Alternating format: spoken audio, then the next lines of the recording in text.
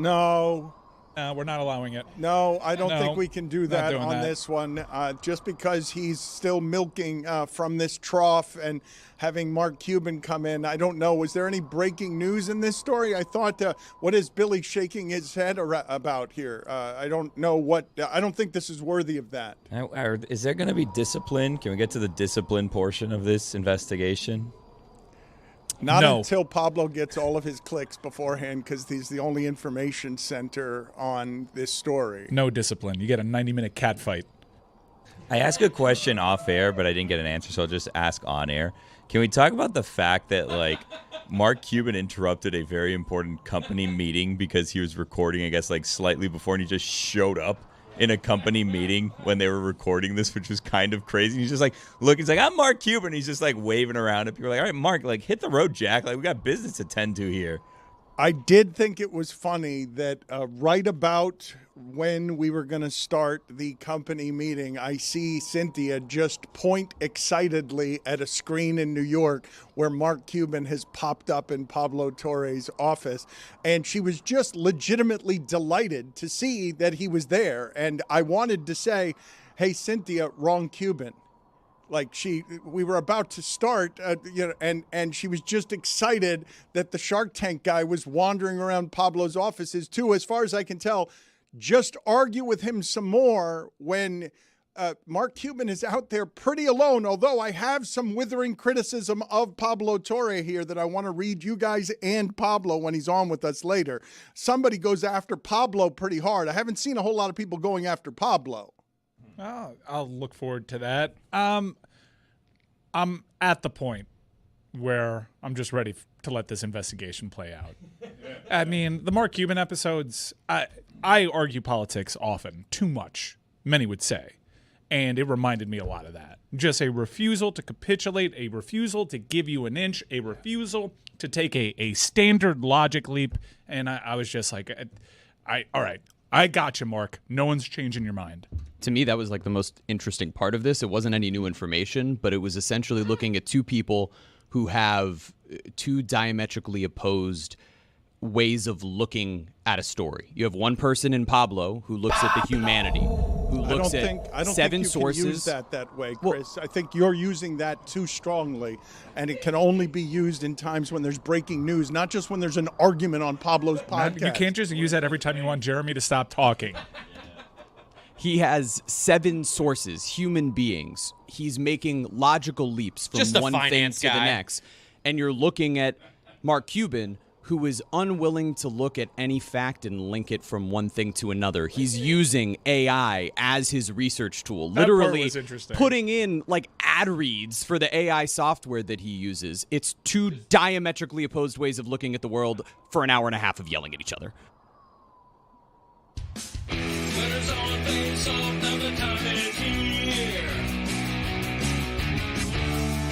You're changing it on the fly. If checks happens, you're gonna make them cheer. But the bombs turn to German riding eye. Now it's time for action. Tonight's gonna burn this barn right up. Slap shot will light the lamp so nice. Let's go for a breakaway on the chase to raise the cup. We'll be standing on our heads till we meet them at center ice. Hockey is back, Jack. Hockey is back, Jack. Hockey is back, Jack, baby, and we'll meet you at center ice. I had not actually read this entire story criticizing Pablo Torre until right now during that hockey intro, and I just noticed that this person goes after me too. So do you guys want to hear somebody really criticize Pablo Torre? And then I will tell you afterward who it is, and you tell me whether that person was right or wrong in doing this, as Pablo Torre again does what Pablo Torre does, which is get attention for himself. And you guys say correctly. Just tell me at this point when the investigation is over. But do you know how rare it is in any time in anybody's sports journalism career for them to be the epicenter of where you have to go for the only new information there is on a story that people crave, but media partners aren't covering the way that a dissatisfied public would like a story covered? So Pablo is absolutely milking this cow. This cow is being milked even though this udder has stopped giving milk for the moment, or the milk is stuck for the moment, and it's just Mark Cuban coming around every once in a while and pinching a teat and running off. What are the teats on an udder? I mean, you said farm machine last week. Well, you didn't answer my question. What is the thing you squeeze on a cow's udder? That's an an udder. But the nipples. Those are nipples. They are nipples. On an udder? Yeah, teats. Yeah, teats. There you go. I called it a teat, and then it didn't seem like the right word, and then I went to udder, and then I went to farm machine, then I started losing confidence, and then you just barked nipples. What's with the farm fascination as of late? I don't know. I don't get Is this it. a late stage, like, you know what, when we finish here, usually me and Val want to go and own a farm I could somewhere see in the that. country? I could see Dan having a farm. I think you like the No, idea you of could it. not. No, you could not. I'm not doing anything on a farm. I'm Well, the the wrong chickens. You're gonna have chickens. At He some was so point. excited about me planting a tree for some reason. Like, The udders, the entire apparatus, and the teats are Teats. part of the udder. There you go. We've been applying cynicism to this episode. This is a very good episode because he gets Mark Cuban in studio, and they argue for 90 minutes, and that is very appealing to many. If you're looking for story advancement, there's some of that here. Mark Cuban doesn't really allow for that because he keeps interrupting Pablo with nonsense, really. We want to be good partners to Pablo. This is an episode, if you like people fighting, go for it. If you want a story advancement, listen to the previous episodes. I would also say if you've only sort of tangentially followed this story, this is a good way of kind of getting all of the information from both perspectives out there, not necessarily in an easy flowing way, but to be able to kind of recap where the story's at. I just haven't heard anyone other than Mark Cuban providing a different perspective to Pablo's. I haven't heard anything but applause for Pablo, save for Mark Cuban. But the headline on this story is, any investigation of Steve Ballmer should center on one dude, Pablo Torre. Good morning, Pablo Torre. Before we ramrod Steve Ballmer from the NBA, should we investigate whether this Harvard huckster still should be employed in the media business? How's that for a first sentence? Huckster. Harvard huckster. The Harvard huckster is going to join us in an hour and 15 minutes. He accused the Clippers owner of circumventing the league's sacred salary caps through a sordid deal with aspiration. Now Commissioner Adam Silver has announced that the NBA vetted and approved the Green Banking Company in 2021. What it means in 2025, Kawhi Leonard, in signing a sponsorship with aspiration in 2022, did nothing to violate the league's collective bargaining agreement. If Ballmer signs a deal with Pepsi, as Silver has said, Leonard can sign a contract with Pepsi afterwards. Should the league operate this way? Fact is, 30 owners make the endorsement rules, not Pablo Torre. The financial firm crashed, which sends co-founder Joe Sandberg to prison, yet no one cares. The league doesn't demand a probe of all sponsorship agreements. Torre could have informed us before he went ape on the air. He didn't. So the Clippers will continue to perform in good faith at Intuit Dome near the airport, despite a so-called legal investigation that might not end until next spring, while proving that former Dallas Mavericks owner Mark Cuban was right in trashing Torre on social media. I appreciate journalists who try to find the truth. I do not appreciate journalists who swing and miss and sell themselves as smarter than the audience. Torre has done this on Around the Horn, the second ESPN show he allowed to fade off the air, and it's time his editors at The Athletic tell him he's leading the majors in strikeouts. Earlier this year, he reported Jordan Hudson would be leaving the North Carolina football program despite her status as Bill Belichick's girlfriend. She has not left at all, yet Torre never apologized. Nor will he apologize for Ballmer. He will continue to wait until the playoffs end and a law firm decides the league was right. By then, he'll be finding out something else that may or may not be true. Torre should probe all 30 teams. What else would he find? He will say the league has a lucrative deal with ESPN. Seriously. Baxter Holmes is a journalist more trustworthy than Torre. The problem with Pablo is that he has worked for Dan Le Batard, who urges him to chase people. That is a weekly meeting in this person's That's defense. the one that Mark Cuban crashed the other day. It's calendared. Yeah. Who we going after now? Cracking a story means you must know the entire truth before going public. Who helped bring Torre and Le Batard to Meadowlark Media? John Skipper, who left ESPN as president after a cocaine scandal. I'm beginning to know where this is from. Oh, boy. Any guesses from someone other than Mike? Any guesses who the author of this story is? I think it was Armando Salguero. A good guess. It is not Armando Salguero, who wouldn't care once at all about Around the Horn fading. Who is Jason Whitlock? Yes, Jason Whitlock. No. No? Oh, that's shocking. Shocking. Same category of disgraced jester fool. Jay Mariotti. I was gonna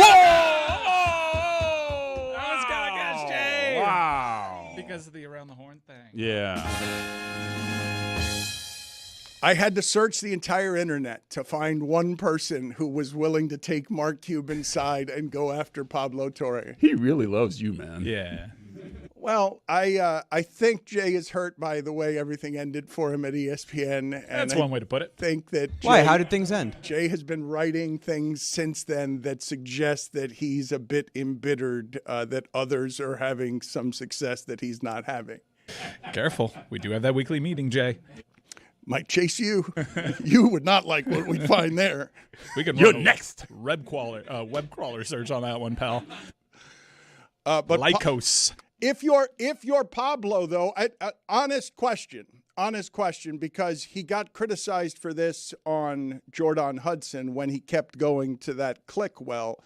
And when you think of, I don't know, do you guys even know what the technical definition of a muckraker is? Like an old-timey muckraker. He's in the modern age, applying new school journalism principles and old school journalism principles. He's trying to do what is popular in the internet age with young people while applying old newspaper standards. But it can be viewed as muckraking if you'd like to. He's certainly not afraid to stick his face in with his facts on any argument because he believes the facts are on his side. But I ask you, if you're the only one dominating a story, if that story makes your empire, the business you're building, stronger and stronger because people keep coming over to just you for the information, like this is a super rare thing where only one person has information that that a segment of the audience, hundreds of thousands of people, really crave and aren't getting anywhere else. Well, like if we're going to treat this criticism seriously, I would appreciate if you're going to attack someone's journalism by doing some journalism of your own. Jay has those chops. He doesn't offer any journalism of his own. He tries to poke holes in Pablo's by just taking the side of the man. Even Mark Cuban, admittedly, in this episode, does his own journalism, has people reach out to him to have a counter argument, just to dismiss Pablo's intentions and dismiss all the journalism thereafter without doing any of your own is lazy even for Jay. Put it on the poll. Who has done journalism less recently, Dan Le Batard or Jay Mariotti? Because you say he has those chops. I ain't seen him in a long time. Like, I don't know what. He's been giving his opinion for a long time. He hasn't been doing the reporting on journalism in a really long time. I mean, the point of that whole thing is to take shots at Pablo, you, and I guess the journalism there, and defend Steve Ballmer. That's another thing. You got to be a real weirdo here to just cape up. I understand why Mark Cuban is, because he's an owner. He's of that class. Everybody else that is not an NBA owner, why are you rooting for Steve Ballmer here? Let me slow you down on this, though, because you hate media that much. That part I found curious at the beginning, but people backed off. Like, at the beginning, I found really weird the number of people who didn't want to believe the first story. The first story was an initial backlash against the media and a weird defense of the seventh richest man in the world. But after that, all of those people except Mark Cuban and Jay Mariotti have gone away because Pablo keeps hitting people in the face with a fish. And it's just an assortment of facts that can't really be disputed because he's reporting facts. He's not He's not really giving his opinion here. How is it? Can you explain this to me? Because this has happened in the last few years. It kind of snuck up on me the same way two football games on Monday night did. When did that start? That's just the new norm. It's probably the fourth time this season it's happened. It's happening again next week. That means like more of the Monday Night Football weeks are doubleheaders now. That 7:15er always sneaks up on me. It's just a doubleheader. I like it. I don't hate it. No, but I kind of hate it just because I'm worried about Chris Fowler. You can say no to one assignment. I feel like if we just say no to one, the throat will settle.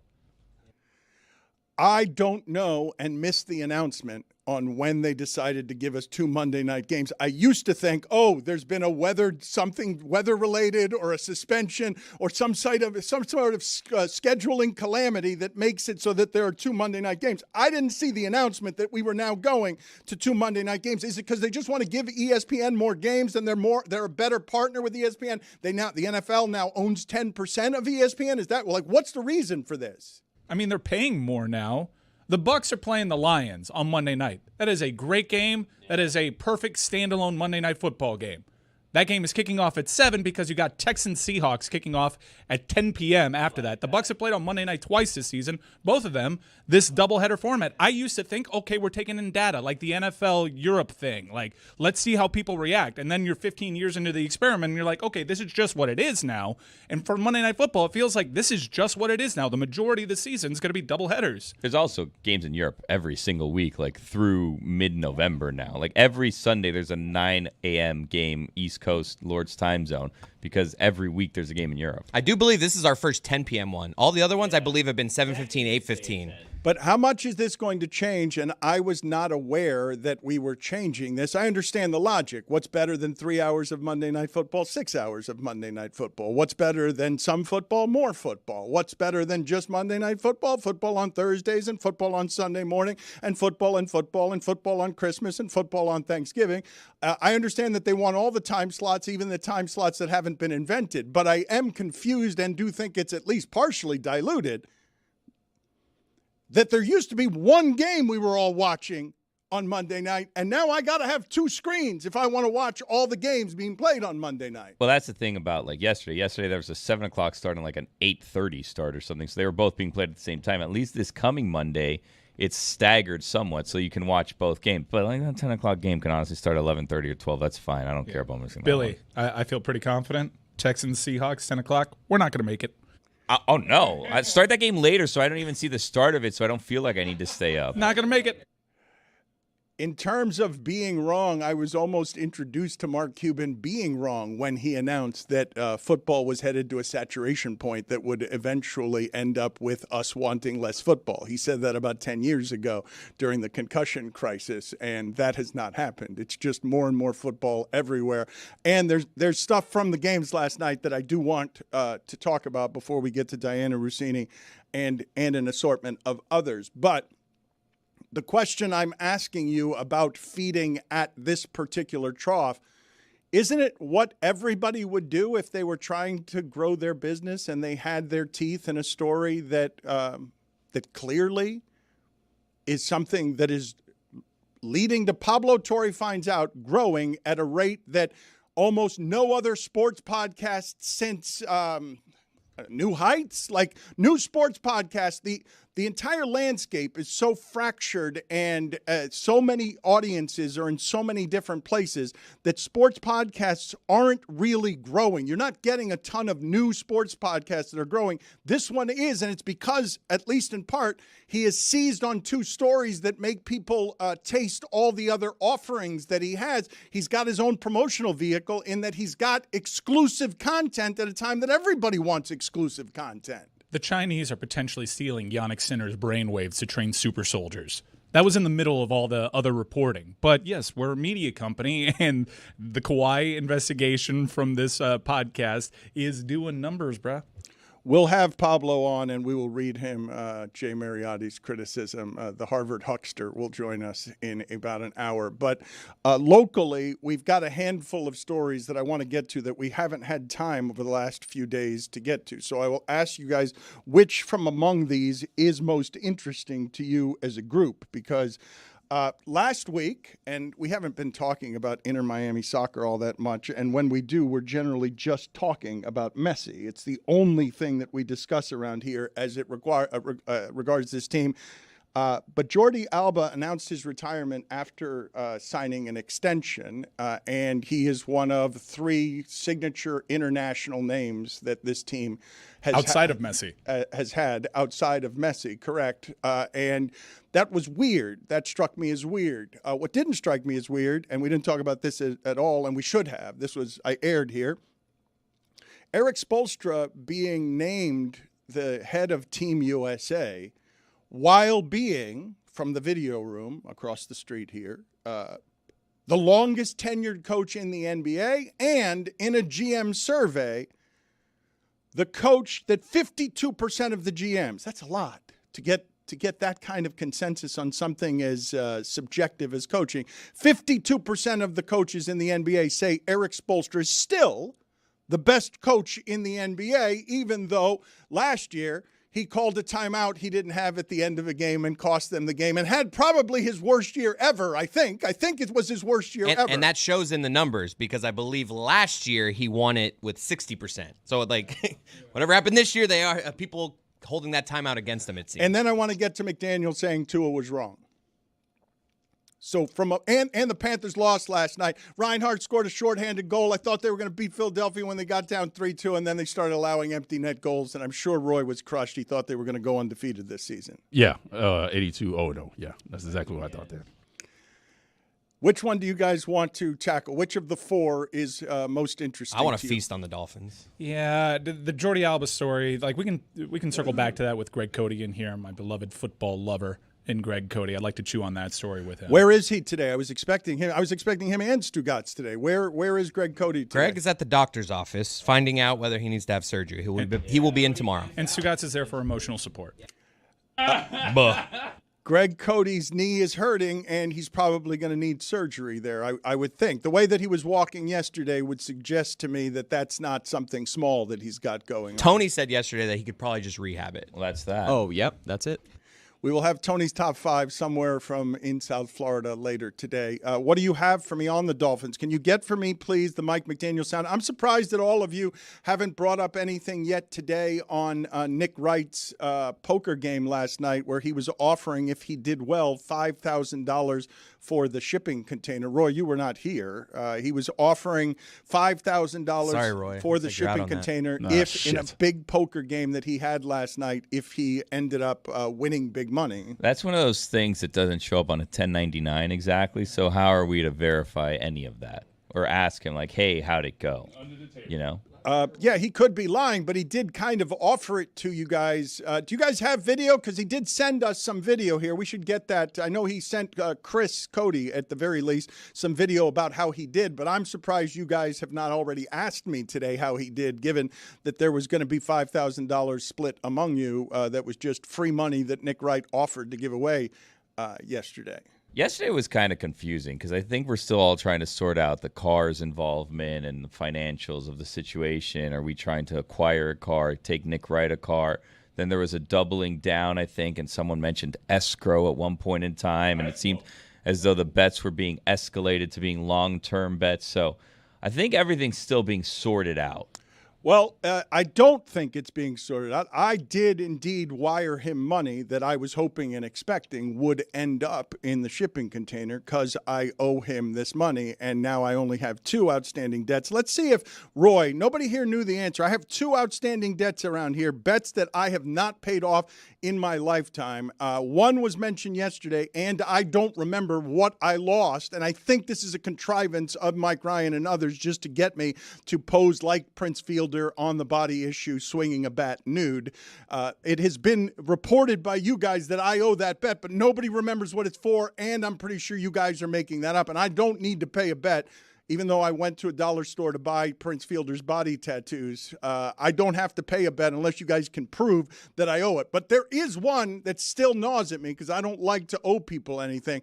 There is a bet that I made on the air years ago that I did not pay and have not paid that I still owe. It still bothers me, and no one can figure it out. Certainly somebody in the audience If it bothers knows you, this. just do it. Well, it requires me getting on an airplane and running in a mascot race. On an airplane. Well, I feel like I'd remember this. I don't have to run. Race would not be on the airplane. Did you dream this? The mascot This is race. not a You're real running song. to the airplane. No, Roy, do you have Roy. me? Roy, you have me running in a mascot race on the aisles of an airplane. No, That's running to the actual gate. I don't know, Dan. Took you very literal there. Yeah. Show's Don't, been on a long time. You used to be able to do that. yeah. Don't pin Roy down here. You're the weird one. What kind of bet is this? how am I? You guys still don't know what I'm talking about? None of you I were- do. But I don't. I know that you're talking about a mascot race at a stadium, I presume. In Milwaukee, Yeah. yes. I bet Matt Mitrione that he would not beat Kimbo Slice Oh.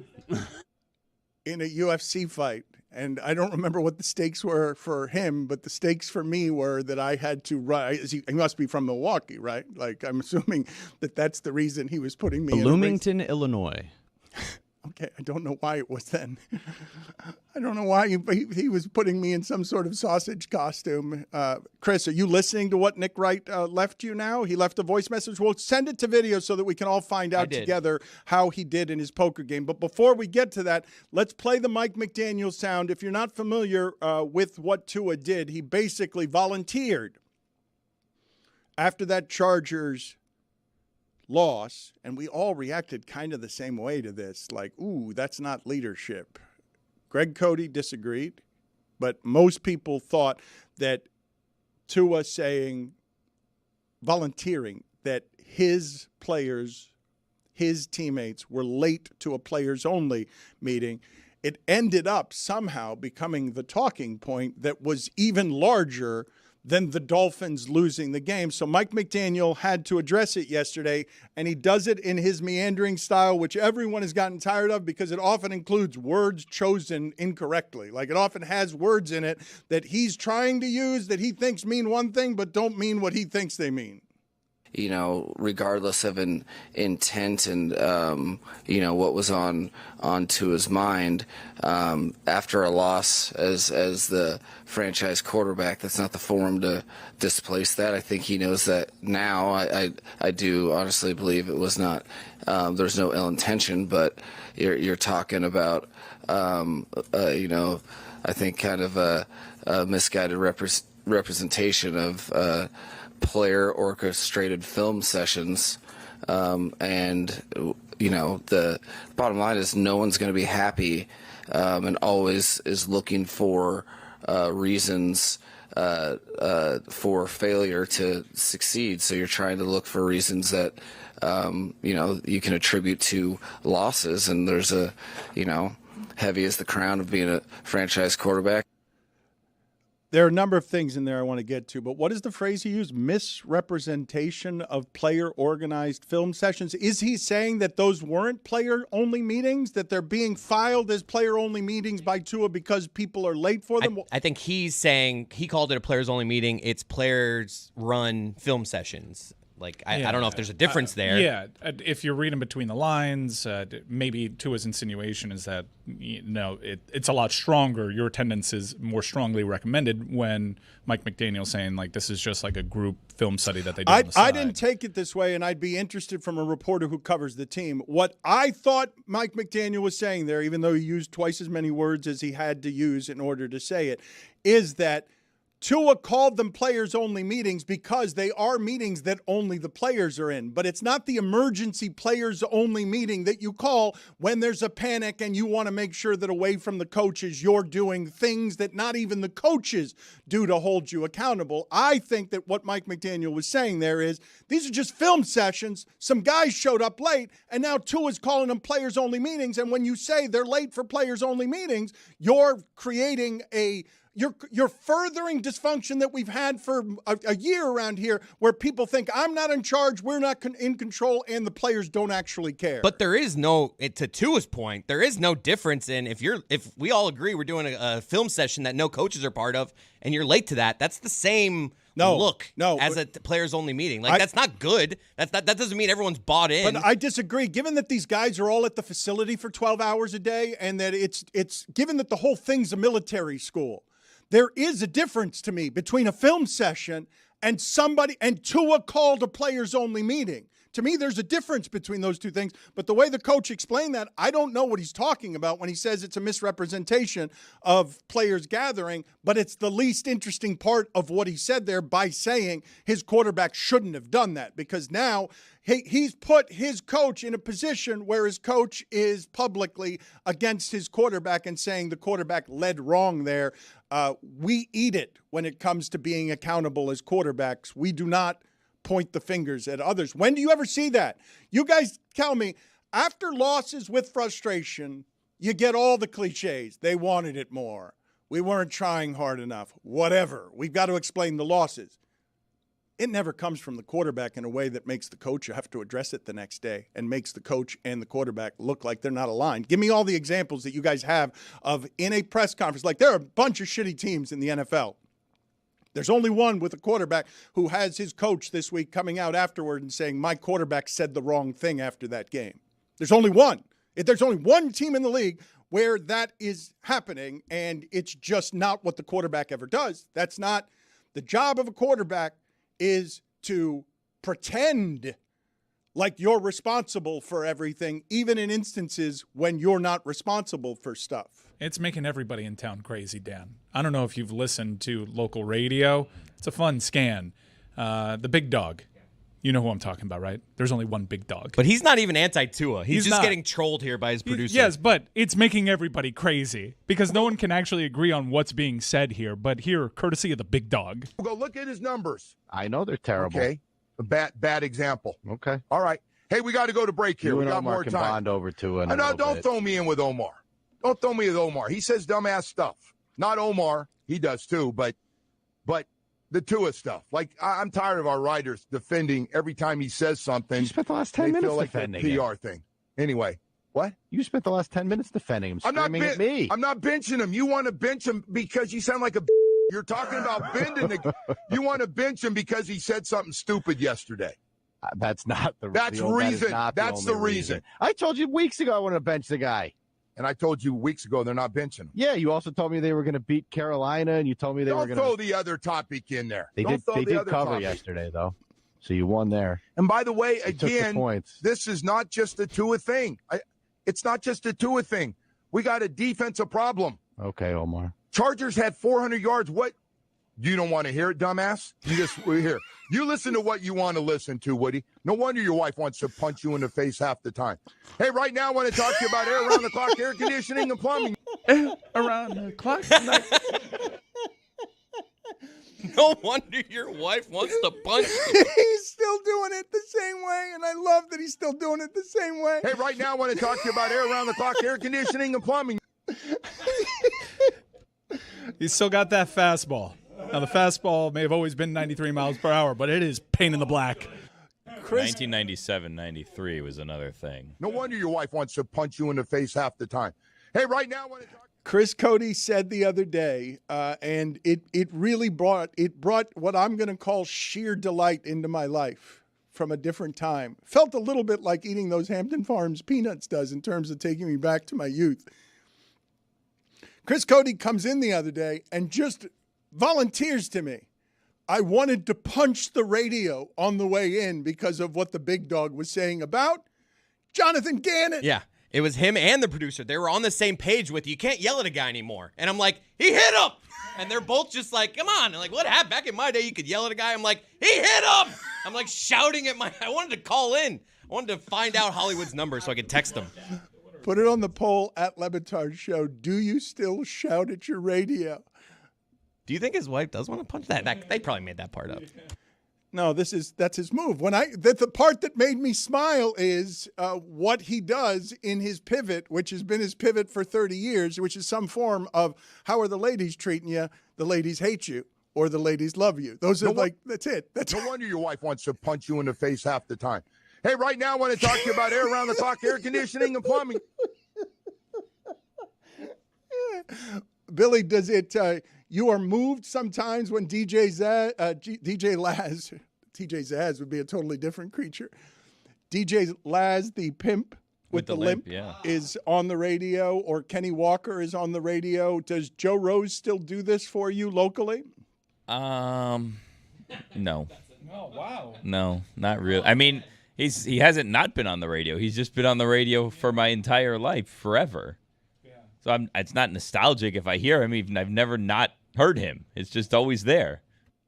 You've outgrown the entire Joe Rose experience. At one time, you did care what Joe Rose was saying about things, did you not? Or you never cared? I think we always cared how he said them. Yeah. That was always a thing for me with Joe. It wasn't what he said. It was how he said it. You hardened media veterans now never had a soft spot for Joe Rose yelling at the radio before it is that you yelling on the radio before you became graduates of the radio, and therefore you never were interested in anything Joe Rose was doing here locally when he was dominating the entire market. I used to be a coworker at Joe Rose. I have always been more into Joe Rose for the ad reads. I like Joe Rose on TV. I don't know. Joe Rose on the radio was never really like my thing. I listen to footy in the morning. You don't want to hear it, dumbass? I don't have a bad thing to say about you, Mr. Rose. You're a legend, and you have a huge head. Have you ever accused him of, in your area and field of expertise, painting his hair black? Yeah, I mean, he's kind of fallen off a little bit more salt than the pepper. But, yeah, I mean, he was a TV newsman for quite a while. Yeah, that's what they do. The Eric Spoelstra story of him leading Team USA, I don't think that we should, just because he's the longest tenured coach in the market. And I guess to many people listening to this, he's an old guy now. But he started in this organization as somebody who started at the very bottom of the organization. We talked to Kevin Harlan last Friday, and I did not know that he started as a ball boy. Mike McDaniel started as a ball boy for the Denver Broncos. It's not the most common thing to go and arrive at all of your dreams by snaking through. Eric Spoelstra's loved basketball all his life. Snaking through the entire system so that you're now the coach of Team USA. You're replacing Greg Popovich, Mike Krzyzewski. This is the top of your profession where you're honoring your country and, quiet as it's kept because he's Filipino Jackson, another country where he has enormous support because he is representation that you do not have in leadership in American sports very often. Eric Spoelstra is a giant pillar now from the video room across the street, like from fetching errant free throws for guys who are shooting free throws during practice. He goes from the very bottom rung of the basketball ladder over his career to somebody who is now representing us worldwide as the face and voice of, our one of our proudest Olympic teams. And the origins you talk about in his career, the real rarity is that it all happened with one organization. Because you mentioned, right, McDaniel, a ball boy with the Broncos, but you end up in all of these different coaching spots, working your way up the ladder. The thing that's the craziest about Spoelstra's experience is that it's all been here from the jump. It's all been under Riley's wing, and now he's blossomed into this coach that is the most well-respected coach in the league, and now leading maybe the greatest United States team that we have, maybe outside of gymnastics. It's so impressive, and, I mean, it couldn't happen to a better guy. The thing that is interesting about what you just said, the nature of the tenure, the nature of the stability. We just talked yesterday about James Franklin, who was, I guess, 34-8 in his last 42 games, and how quickly his job security vanished when he's one of the longest tenured ones. It does really make me wonder whether we'll be allowed to see another story like this, whether there will be organizational stability enough anywhere that you can just withstand that 17 games into 2010, LeBron doesn't want you anymore as the coach, and you have the backing right behind you of the president who's saying, no, I'm not going to protect myself. We're seeing this with the Dolphins, okay? What's happening with the Dolphins is no one wants the blame. Why would anyone want to be the one responsible for it's all falling apart? I think James Franklin fast forwards everything in college sports, makes it all the more professional because even as it was expected, that's one of the guys who had some sort of security. That's one of the highest paid guys 12 years. And I'm going to say it again, 34-8 in his last 42. That doesn't lose a lot of jobs in America. Like that record I can put at maybe Alabama, maybe. But 34-8, you don't lose your job. And we've changed all of the rules by throwing money at it. So who's the next guy? It's not just throwing money at it, it's people throwing money at it. If guys like boosters and guys and girls like boosters were funding Mike McDaniel's salary at the Miami Dolphins, he would have been gone weeks ago. You're saying that rich owners are more tolerant? There are more voices in the room. Than boosters? Yeah. It's good.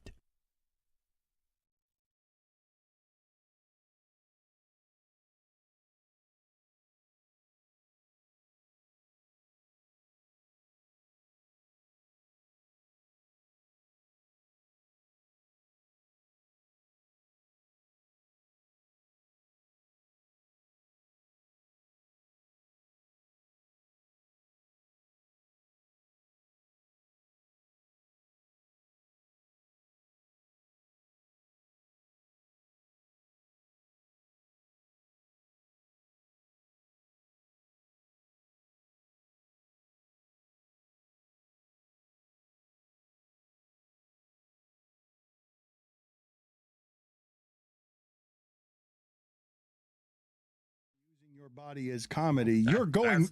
That's Florida, bro. You're going maximum Florida, man. That's Florida. When did you decide to start doing that? When was it encouraged? When did that become your signature? The idea that you're up there just throwing your body at the people here in a tight pair of jeans, shirtless. I was. The jeans have gotten tighter the fat I've gotten. They weren't always tight. My daughter said Baby Walrus needs to move out of skinny jeans. I started doing it just to cheer myself up because you get on the road and do like a Thursday night and you'd be like, I got a whole weekend ahead of me. This is gonna be a long weekend. I'm missing my family. It's not sold out. So I would rip my shirt off and kill a beer to make myself giggle because I thought it was silly and to remind myself this should be fun. And then one night I was in Columbus, Ohio. I ripped my shirt off and killed a beer. And then something happened in the room and I forgot to put it back on.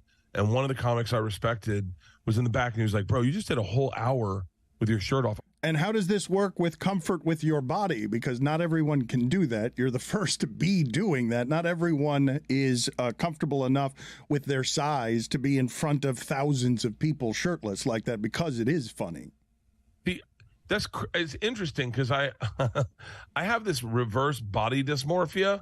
So like I heard a story, secret time. Obviously I'll tell you, but secret time. I heard a story that Chris Pratt was a fat kid growing up and that someone told me like he'll always be fat in his head. No matter how great of shape he is, he'll always think of himself as a fat kid. I was in shape as a kid, and so I do not see myself fat at all. As a matter of fact, I think in Razzle Dazzle, I look low-key jacked. I think I look better than I've ever looked. My shoulders, dude, look at my shoulders. You are jacked. Oh, yeah. You got some cuts right there. You see it there? I mean, I'm feeling good. I feel great about my body. The new Netflix stand-up special, Razzle Dazzle. Oh, look at that. Look at that. Bert, stop making those Never faces. show your belly button. Yes. Do that thing where you're, Let's increase your female viewers. make your boobs move. This is a body you can get. Razzle Dazzle is the stand-up special. How old would you have to be? What is the age if I came up to you and said, Bert, you're not going to believe this, but the new movie, Machine, it's in theaters in May, and Razzle Dazzle, a Netflix special, is happening. At what point in your career, at what age would you have said, yeah, that's a possible dream? Oh, 50? Where I am. I didn't think any of that was going to happen. Listen, I got to be dead honest with you. I shot Razzle Dazzle in November, and I'm used to the Netflix specials, but with the Machine movie, that was sitting on a shelf. They weren't doing anything with it, and they weren't going to release it. And it wasn't until I leaked it on Rogan that it got life.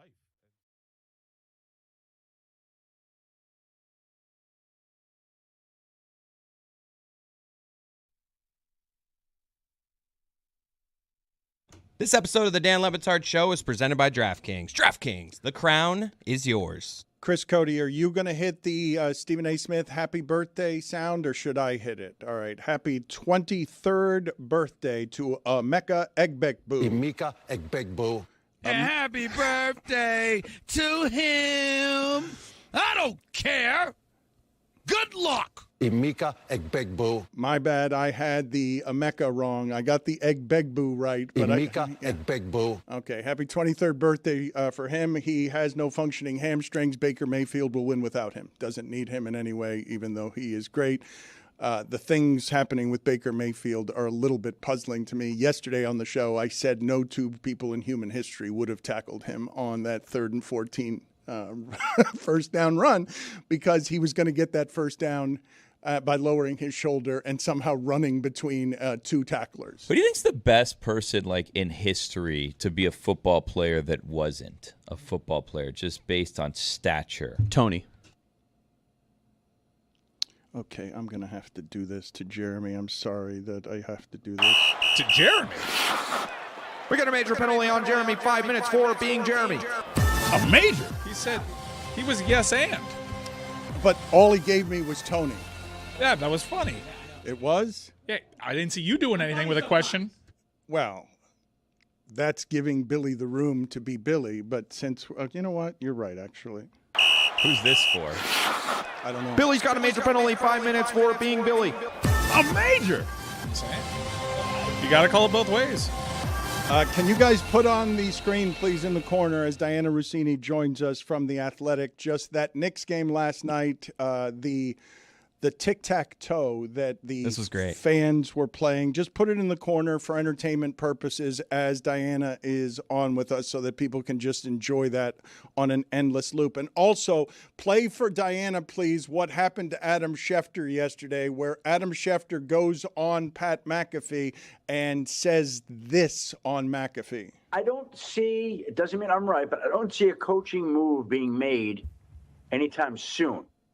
And then less than an hour later, he tweeted out, Brian Callahan has been fired. That is correct. Diana Rossini's about worst nightmare. Worst. And in his defense, he's asked by McAfee, so he's just like, I don't know is not a good answer here, so I got to give some jazz hands. He says he could be wrong, and then he was wrong less than an hour later. Diana, how surprising was this in league circles? Mike Ryan was overjoyed. He thinks that Callahan is a clown show for his beloved Cam Ward. Bad franchise. Yeah, I don't think Brian Callahan getting fired was shocking. It was just when he was fired. There was a belief around the league that this regime, right, of Mike Berganzi, the new general manager, he's leading all this, wanted to keep Callahan to just kind of get through this season. I don't think they believed in an in-season firing. So to me, this is in defense of Schefter, by the way. I think the reason why he said he didn't believe that there'd be a firing, because I think he also was aware that they did not want to do this, right? So what does that usually tell you? If the people running the show, we'll call it, are saying we're not going to fire Brian Callahan, and then there's a firing, that reeks of ownership. That's owner calling, going, yeah, I can't do this anymore. And I believe that that's kind of how that happened and why that went down. To also Schefter's defense, he did kind of shelf it, right? Because he's like, I could be wrong. He's smart. Like, I'm an idiot sometimes when I do this stuff. I'm like, nobody's getting fired. Not today. No way. I have to do a better job of, because he's been doing this so long. He knows things can change like that. And that's exactly what happened. And he had to eat it a little bit, but on to the next one. No one broke the Callahan story. The Titans did. The Titans were the one who put that out, so we all lost. Diana, it seems to be a mess of a franchise. They've made bad move after bad move. I guess the whole chain started with getting rid of Mike Vrabel, who seems to be doing really well in New England. There is a very weird ascension of Chad Brinker over there. I think he was brought in by Rand Carthon and then became Rand Carthon's boss and then pushed him out. We're running out of people to point the finger at for Chad. How safe is he? I know. It's a good point, right? Because let's go back even 2 more regimes, right? Mike Mularkey was fired after winning a playoff game, right? So he gets fired. John Robinson's the general manager. He hires Mike Vrabel. They trade A.J. Brown. They go to Philadelphia. A.J. Brown lights them up. Philadelphia fans are screaming at their owner. They fire John Robinson the next week. They get through a few more. They get through that season. The next season they bring on, or that season they bring on Rand Carthon. Mike Vrabel tells the owner he's not ready. I like him. Let's just make him an assistant. He's just not ready to be a GM. Owner says, great. Not trusting what you have to say because I want to pick who the general manager is. I don't want you having all the power. Well, she picks Rand Carthon.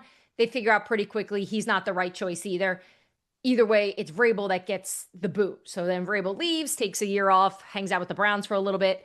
Now he's obviously in New England having some early success, and we'll see how this thing transcends. And then they wind up firing Rand Carthon. And as you said, now Chad Brinker is part of all this. I think Chad Brinker has his tentacles in all of this for sure, but I think his relationship with ownership and their belief in what he can do is really strong. If you heard their press conference last night, and I'm not sure if you guys tuned into it because it was like 8:30 Eastern during Monday Night Football, Mike Bergonzi and Chad Brinker sat at the table in front of the Titans media and laid out the picture of we have 9 Super Bowls between us in the front office, which is a wild thing to say, I believe, to basically say we have the credentials to fix this. Yet we all know we have not seen that. So, Mike, I do think a lot of people were making this about Brian Callahan versus Mike Vrabel. And then obviously the Patriots are coming in to Nashville this weekend to play them. And there was definitely some chatter yesterday that did the Titans fire Brian Callahan before Mike Vrabel could come into town and embarrass them if they won to just avoid it, right? Like, let's just not give him the satisfaction. Let's just fire Brian now. Interesting. I don't know if that's true. That's just like fun theories that people had going on yesterday. But this was never about comparing Brian Callahan to Mike Vrabel. I think we all could agree that Vrabel is a better coach. I think the story of this upcoming Sunday is the dysfunction of this organization with the number 1 overall pick who has shown that he can play. Are they going to be able to fix this and get the most out of the player? And I think the Vrabel side to this is, look, I don't think he ever really wanted to leave Tennessee. I think he wanted to be there for the rest of his life, and they had some success there. But at the end, it was obvious that him and the owner did not like one another. So this is more about ownership versus Mike Vrabel on Sunday. It's not just Cam Ward at this point, though, where the number 1 pick has had their coach fired. It's the last 4 quarterbacks taken number 1 overall. Schefter tweeted this out yesterday. It's Trevor Lawrence. Urban Meyer was fired in 2021. Yep. It's Bryce Young. Frank Reich was fired. It's Caleb Williams. Matt Eberflus was fired. And now Cam Ward, Brian Callahan was fired. All during the first season of these number 1 overall picks. Well, guys, it's usually because there's disorder during that time. There's very rarely a GM and a head coach together making the selection. It's all messed up, which is why we're seeing, and I believe it to be the story of the year of just the resurgence of quarterbacks that are in the right programs, whether it's Sam Darnold in Seattle, whether it's Baker Mayfield in Tampa Bay, Mac Jones in San Francisco, Daniel Jones in Indy, right? Like, these guys, most thought they stunk when they were drafted by the teams that took them. And now they all are playing some of the best at the position. And think about being those teams, right? Like, you think the New York Giants aren't watching Daniel Jones like, what the? Like, where did that come from? Well, no, they gave him money thinking that they had an idea of where that came from. And it's not just the last 4, it's 6 of the last 8. I want to ask you some things about the last, the couple of games that we saw last night before we get to this Tua sound. You guys do realize at this point that the 4 teams that the Bills have defeated have a combined record of 3-21. And it's not just that, because that's bad enough, right? It's also this, because we've been talking a lot about the Eagles. Over the last 2 weeks, the Eagles are 0-2. They've scored 17 points a game, and they've allowed 5.7 yards per play. The Bills, also 0-2, also scoring 17 points, also allowing 5.7 yards per game. Which is the bigger problem there, Diana? Is it that their defense is really injured, or is it that those skill players that I thought would be better can't get deep downfield, that Shakir is their only wide receiver weapon, and all of a sudden you've turned Josh Allen into somebody who's not throwing the ball downfield? Yeah, I'm not going to worry about the offense as much as I'm going to worry about the defense for Buffalo, right? Because you've got one of the best players in football playing quarterback. He just looked rushed last night. He was speeding up too much. And all like the first part of the season, I feel like the part of his game that was so strong was that he slowed down. I was talking to some defensive coordinators before their games when they would face the Bills. And that was something that they noticed, that he is sitting there way more comfortable in the pocket rather than running and doing all those Josh Allen things that are sometimes magnificent. And then I do think we saw last night when he's feeling that pressure, he's kind of going back to some of those old habits. Yet he always finds ways to sort this out. So less worried about these Bills skill players. Although fans will tell you, let's go get A.J. Brown, trade deadline's coming up, let's make a move. We'll see if they're going to do that. I don't get the sense right now the Bills are going to make some big splash before this trade deadline. As for defense, like, yeah, this is, you have a defensive-minded head coach. This is where they need to hold it down. And it definitely obviously affects the way this offense plays. And we're seeing some holes now, and this is going to be something to haunt them if they don't fix it. I thought he was hurt last night. I thought he got hurt, and then all of a sudden his passes were low and very inaccurate. More inaccurate than I've seen him in a minute. You thought that was pressure, not injury. No, that's pressure. Jeff Ulbrich has done a phenomenal job. When do we ever talk about an Atlanta Falcons pass rush that's good? These guys are tough, and they were just smothering Josh. And I think that's where the problems were coming from. I don't think, and I'd like to look this up, maybe when you guys can. I'd be curious if this was the most pressure we've seen on Josh Allen in a game this season. I bet you it's up there. I like that, DC. He's got a weird Liver King vibe over there. His son made crank call Shador. I don't know. He's crazy. I dig him. I know. Isn't that funny? Like that's how we're going to recall him as. Like the guy's doing a great job with his Falcons defense. We're like, well, his son called Shador. What a weird story that was. Speaking of weird results, Atlanta losing 30-0 to Carolina confused me. Carolina's confusing, dude. Okay. You know, sometimes like we do this and we're so in it, and I don't know, sometimes I have to like step out in order to understand and really appreciate football. I woke up on Monday going, the Panthers are 3-3. Like I had to check it on my phone. Their season's over. You know, like they're one of those stories where you have to check it because you're not sure about it. Credit to them, right? They're fighting. I think they're one of the more surprising teams right now. Being able to, you can't overlook them anymore. I feel like you could do that last year. The Panthers put up a fight now, so good for them. To Diana's point, incidentally, Josh Allen was pressured 56% of the dropbacks last night, so that's the most since 2021. And they were getting pressure. It wasn't with blitzes. Like they were getting pressure with their front four. Correct. Yeah. You can see it too. All right. Yeah. So I'm that worked out statistically. Sometimes it doesn't, but that makes a lot of sense. But right now, look, there's so much parity in football, and it, like, even right now I'm thinking about like who are the best teams. You know, like we did this last time we were together, guys, and we were talking about the Colts and we were talking about the Bucs, and they're the 2 5-1 teams left, right? But who's the third then? Is it Detroit? Like who's the third best team in football at this point? Is this good or bad that we don't know who's good and who's bad? Because everybody always says like parity's so great. It's like, I like really good teams.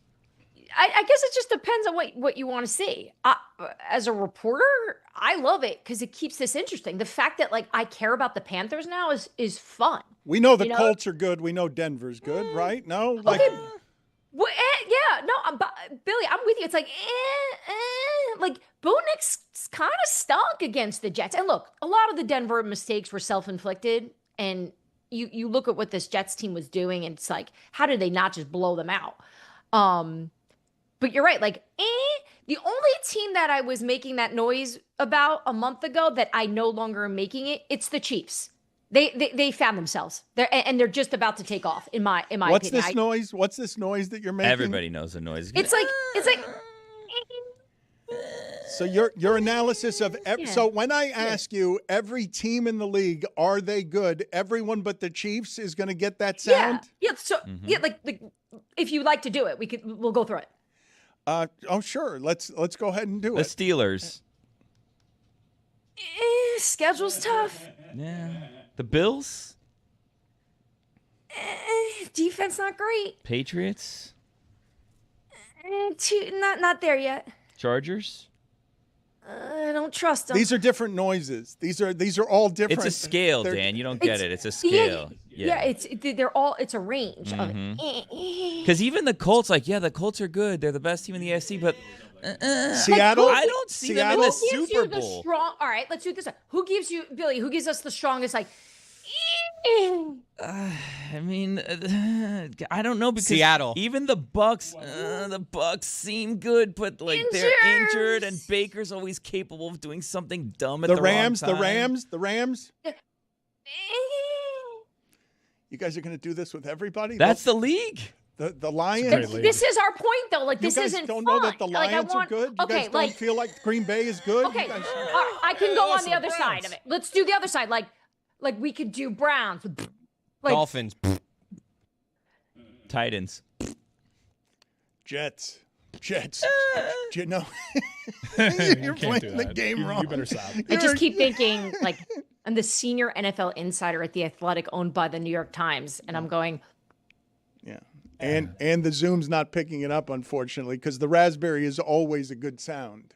Diana, we're in a really interesting time for quarterback play in the league. It used to be a guy like Geno Smith, a guy who bounced around and reshaped himself into a starter in the NFL, was an outlier. And now you have stories like Baker Mayfield, Daniel Jones, Sam Darnold, guys that it took a little time, and now they're playing at elite levels. How does the league take this recent sample and apply it to guys like Spencer Rattler, Trevor Lawrence, even Anthony Richardson? Because we're seeing this recent trend in the league now where guys are bouncing around, they're getting with the right quarterback coach, and they're meeting their ceilings. Yeah, it's find the right programs led by the right people, right? I think Kevin O'Connell has done a great job with any quarterback that stepped in Minnesota. Kyle Shanahan does it every single season. It's why he's so well regarded. It's this McVay tree, the Shanahan tree of coaches that are the ones that seem to be unlocking a lot of the quarterback play. So I think the story, or at least the lesson from this, is you really can't give up on a lot of these guys that have the mental toughness, right? Like I was talking to somebody in Indy recently about Daniel Jones, and also I was talking to someone in Minnesota about Daniel as well. And they just kept pointing to his toughness from his time in New York, dealing with a lot of those challenges, but also just the fact that he's so coachable. And those are things I think that are just really important, even at the level of the NFL. I think those characteristics exist. Sam Darnold was probably one of the best examples of when you talk to coaches around the league, they used to always say, he can play, I'm telling you. And it would get so frustrating because you wouldn't see it. Saquon Barkley said the same thing to me about Daniel Jones when he went to Philly. I remember the first thing I said to him was, man, you got to be pumped about playing with Jalen Hurts now, right? Daniel Jones. He's like, no, Daniel is really good. You guys don't get it. Like, you give him an O-line, you give him a run game with someone like me, which we're seeing with Jonathan Taylor, and we're seeing with a great O-line in Indy. Voila. It's there. It's less and more pretty good. By the way, off of last night's game, I misspoke. It wasn't pressure with 4. Atlanta was bringing 5 on 5, but it wasn't. You said 5. I said pressure with 4 because it was a pressure rate that was 5 guys beating 5 other guys. It wasn't 6 or 7 guys, but 5 guys does qualify as a blitz. They weren't doing it with 4. They were doing it mostly with 5. Yeah, they were very effectively sending their corners Yes. too, surprising Josh Allen's, forcing him to his weaker side. The other game last night, what did you make of Chicago and Washington? And does our NFL insider know when and how we suddenly got 2 games on Monday night? Did they tell you? Was there an announcement how that happened? I used to remember, Monday night only had 2 football games if one of the games on Sunday had been postponed for some sort of strange reason. A hurricane was coming or something. I know, they double up. Do you like it though? I do, but it just used to be that Monday Night Football was a singular game with singular announcers, not a diluted 2 games, and I'm watching them at once, and I've got to watch Washington and Chicago while I'm more interested in the other game. Yeah, I personally don't love it. I'm liking the Sunday morning international games. I do it's a long day for all of us, but I like waking up, and I watch the game so differently in the morning. Like I'm way more reserved. I'm calmer. It's just like a warm up to what the rest of the day is going to be. in our house, I'm used to actually having soccer on, so it's nice to just start the day with a football game. I don't like the doubling up at night because I just think it's just too hard for my little brain to watch both games, and then I'm up late. All of it, all those stupid problems that come with it. The wildest part to me, guys, and you guys are on the same time zone as me. It's just my friends on the West Coast. Like, I think we underestimate how awesome that is for them. Like, they're done watching their football and they have a whole night ahead of them. We're all like under our covers, like looking at Twitter, after these games. They're living a life. That is the one thing I do wish that we could change, is just have the games on earlier.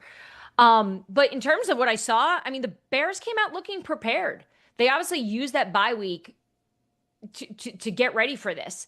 And the run game that I saw from on both sides of the ball, being able to stop the run and slow the Commanders down, something that they've done so well, I think was really impressive. And just to be able to go back to Washington after the way we saw Chicago lose last year on that Hail Mary, and essentially ended that year for them, right? Like that was an exorcism.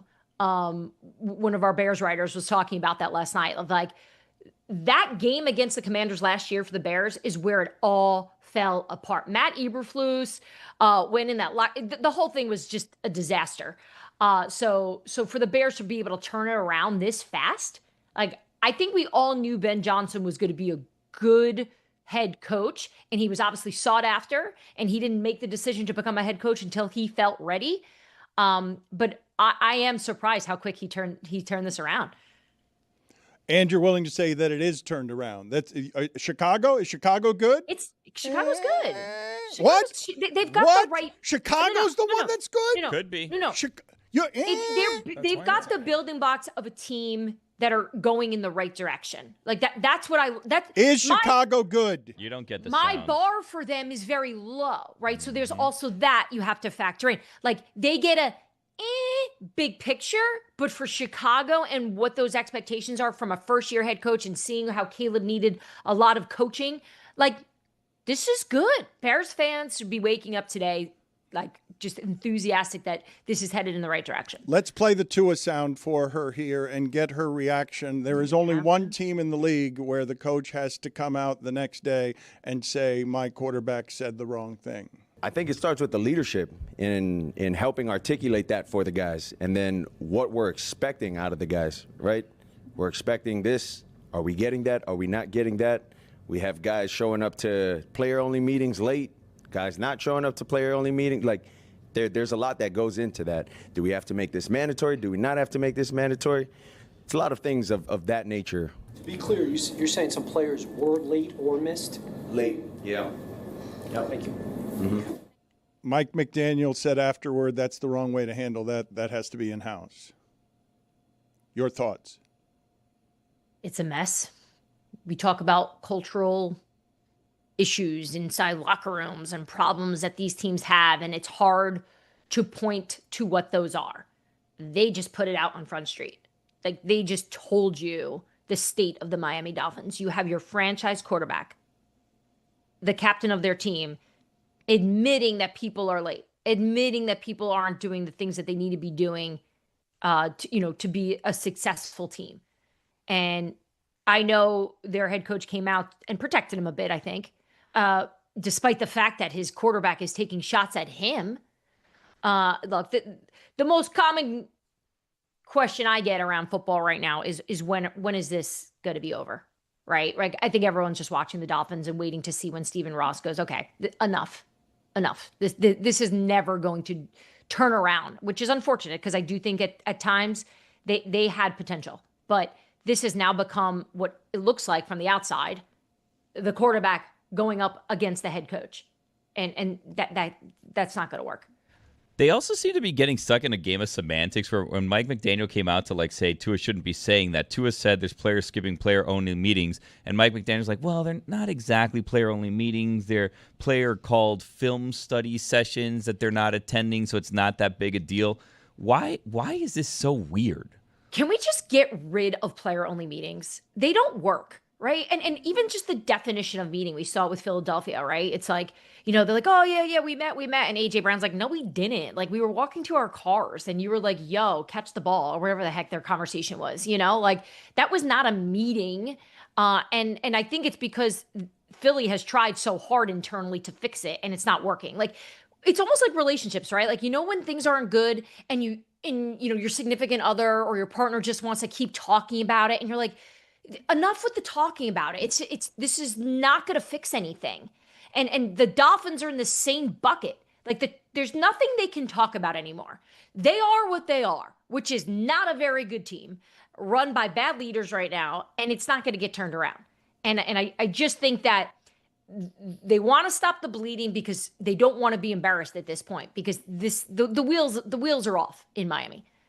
I feel like each team should only be allowed one players only meeting a year. Like, that's all you get, and you get to choose when it is that you have the players only meeting. Because if you're having it every week, it's completely pointless. But I told you guys this offseason, I saw something I've never seen before. Never in my history covering sports. A football team got together on an off day without the coaches and had a practice that was players only. No coaches. They had training camp, and then on a day off, they got together. That team, to Diana's point of how useful these things are, the New York Jets. The New York Jets had a players-only practice this offseason, and that's the worst team in the sport, which is hard to do when Brian Callahan's team exists. I mean, but that works when it's Tom Brady during COVID and you're breaking protocol, right? When it's like Justin Fields is calling you to like a park, it's like, did you reserve this field? Like, there's kids, they have a game today. Get off the field. Diana, turf, is it grass? Before we let you go here, can you tell me any coffee shop updates that you have? You're having to do a lot of work at the coffee shop. I don't know if you're treating the coffee shop the way that Billy treats the bathroom, as a good place to read to get away from his family. Yes, Billy, I'm in the same camp as you. I write on deadline on Fridays. So I always just go to this one great coffee shop. Like, it's cozy. They keep the heat on. It's warm. And I'd say like week 1 or 2, they realized that I was a writer because I was sitting there on the computer, and I mentioned I'm a sports writer. And they just keep sending out fresh cups of coffee. They used to give me plastic cups, then they started giving me a mug. One time I took a call, I came back, there was a pastry next to my computer. They never charged me. So this is my spot. It's like my own little home on Fridays. And so this past Friday, I think it was the owner, they're Turkish. And he said, I want to reach you. He said, where can I reach you? And I said, oh, The Athletic. And so he pulls out the app and he's going to the soccer page. And I said, no. Football, American football. And he just goes, oh, shuts the app. No more free coffee. Oh, no. No more goods. No more muffins. No more warmed up banana bread. I realized that I should have just stuck with it. I should have just been like, yeah, I do a little soccer, I dabble there. So I got to find a new coffee shop. So no longer welcome. So there. Sorry. That's terrible. What a terrible ending to this segment. They brought you a free pastry, and now it's gone because you were doing the wrong football. She's the senior NFL insider for the wrong football on The Athletic and the host of the Scoop City podcast that talks about the wrong football. Thank you, Diana. Good seeing you. Always nice seeing you. We will talk to you next week. Bye, guys. See you next week. I am told we have an update from Nick Wright, Nick Wright's poker game. Roy, you missed out on all of this. You were not going to be part of the $5,000 that Nick Wright will or won't give the shipping container. God damn it. We're going to find out together whether or not you guys, what's your level of enthusiasm? Billy, what do you think's going to happen here? He had a giant poker game with high stakes people. He didn't even want to tell his wife about it because there are billionaires involved. It's a game above his head, and this is a man who puts $5,000 aside as one of his bets during the week because he's a big-time gambler. What do you think's going to happen here? I don't know. I mean, he seems to have a lot of disposable income, though, yesterday he told us. And if you didn't hear yesterday, what he told us yesterday was in this poker game, if he won big, the $5,000 that Dan owes him, he would give to the shipping container. Yeah. And if he lost, he was going to need that money from Dan, and the shipping container would get nothing. It was specifically going to be split, by the way, just so we can clarify this. Not Tony. Yeah. Juju, Greg, I think we were sort of including. Yeah, he was The maybe. 4 of us back here, Lewis Chris, wanted Billy, in, Mike, too. and me. Possibly Lewis Sorry, because no you Roy. mentioned him. I did reach out to Nick after the show, trying to actively cut Tony out from the pot.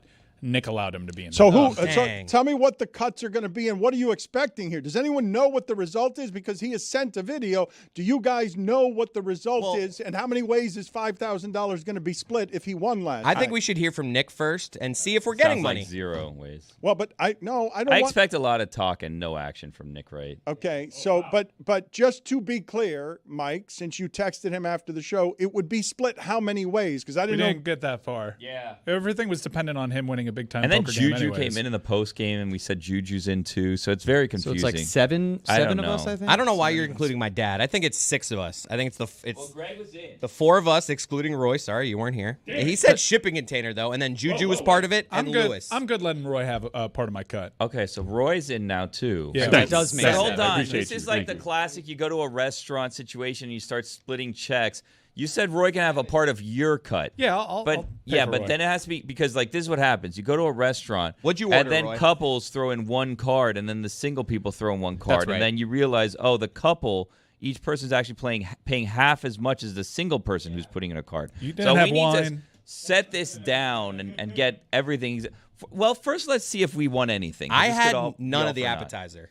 Yeah. So Juju, as I recall, had nothing to do with this bet. You guys are now divvying money up that isn't yours yet and was never yours to divvy up. I asked Nick Wright to send a video of how he did and who he's giving the money to. You guys don't get to decide who gets the money. I was just curious how it is you'd already divvied it up, so I wanted to see who would get mad at whom. Nick definitely said in yesterday, you guys divvy it up how you see fit. Yeah, that's Like, true. That was definitely Well, said. but I asked him to send a video to tell us an update, and I see that this is about what it would look like if he were leaving a billionaire's party, walking down the street, being Nick Wright. So at 2 o'clock in the morning, after complaining that I text him at 2 o'clock in the morning, he sent this. What up, Le Batard crew? Promise you guys an update. This is what I call a good news, bad news situation. Good news. I've definitely got a seat in that game whenever I want it. Runs about once a month. As I said, going into it, huge favorite. Moving forward, that is. Bad news. I lost.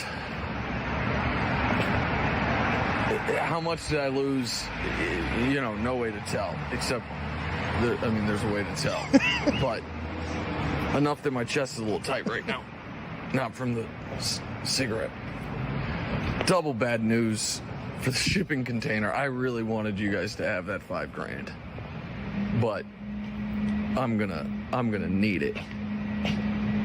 It actually would probably be helpful for me if I can just have Dan send it directly to a soon creditor, but that's between Dan and I. You can use this however you see fit. Sorry I let you down, guys. Talk to you guys soon.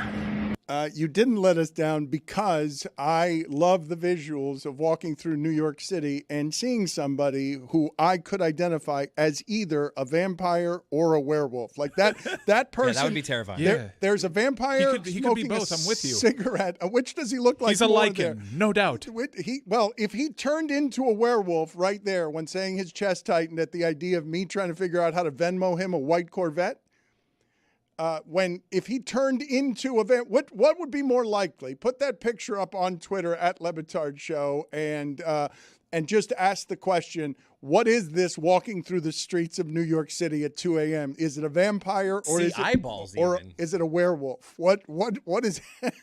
Is it? They're black like a doll's eyes. He was also doing circles, if you noticed. The same buildings kept going from side to side. That's New York.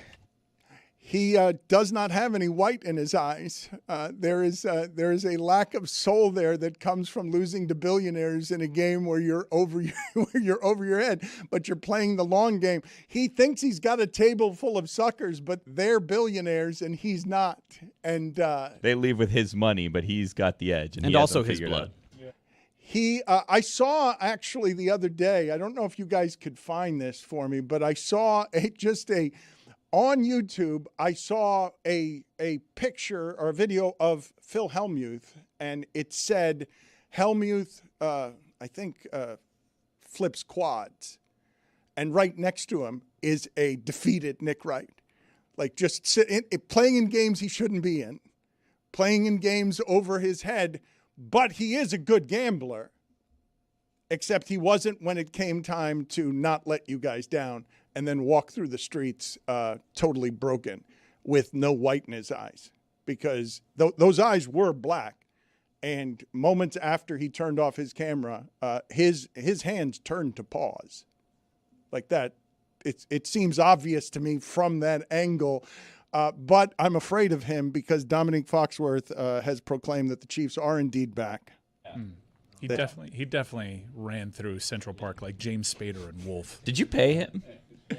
I did, yes. Okay, and the car thing, is that still up in the air? We kind of closed that loop. I'd like to still find the car, and I'd like to still figure out what to do with the car, but he needs the money, so I paid him. Yeah. Quick question about James Spader and Wolf. Why was Jack Nicholson all feral, but James Spader could talk intellectually?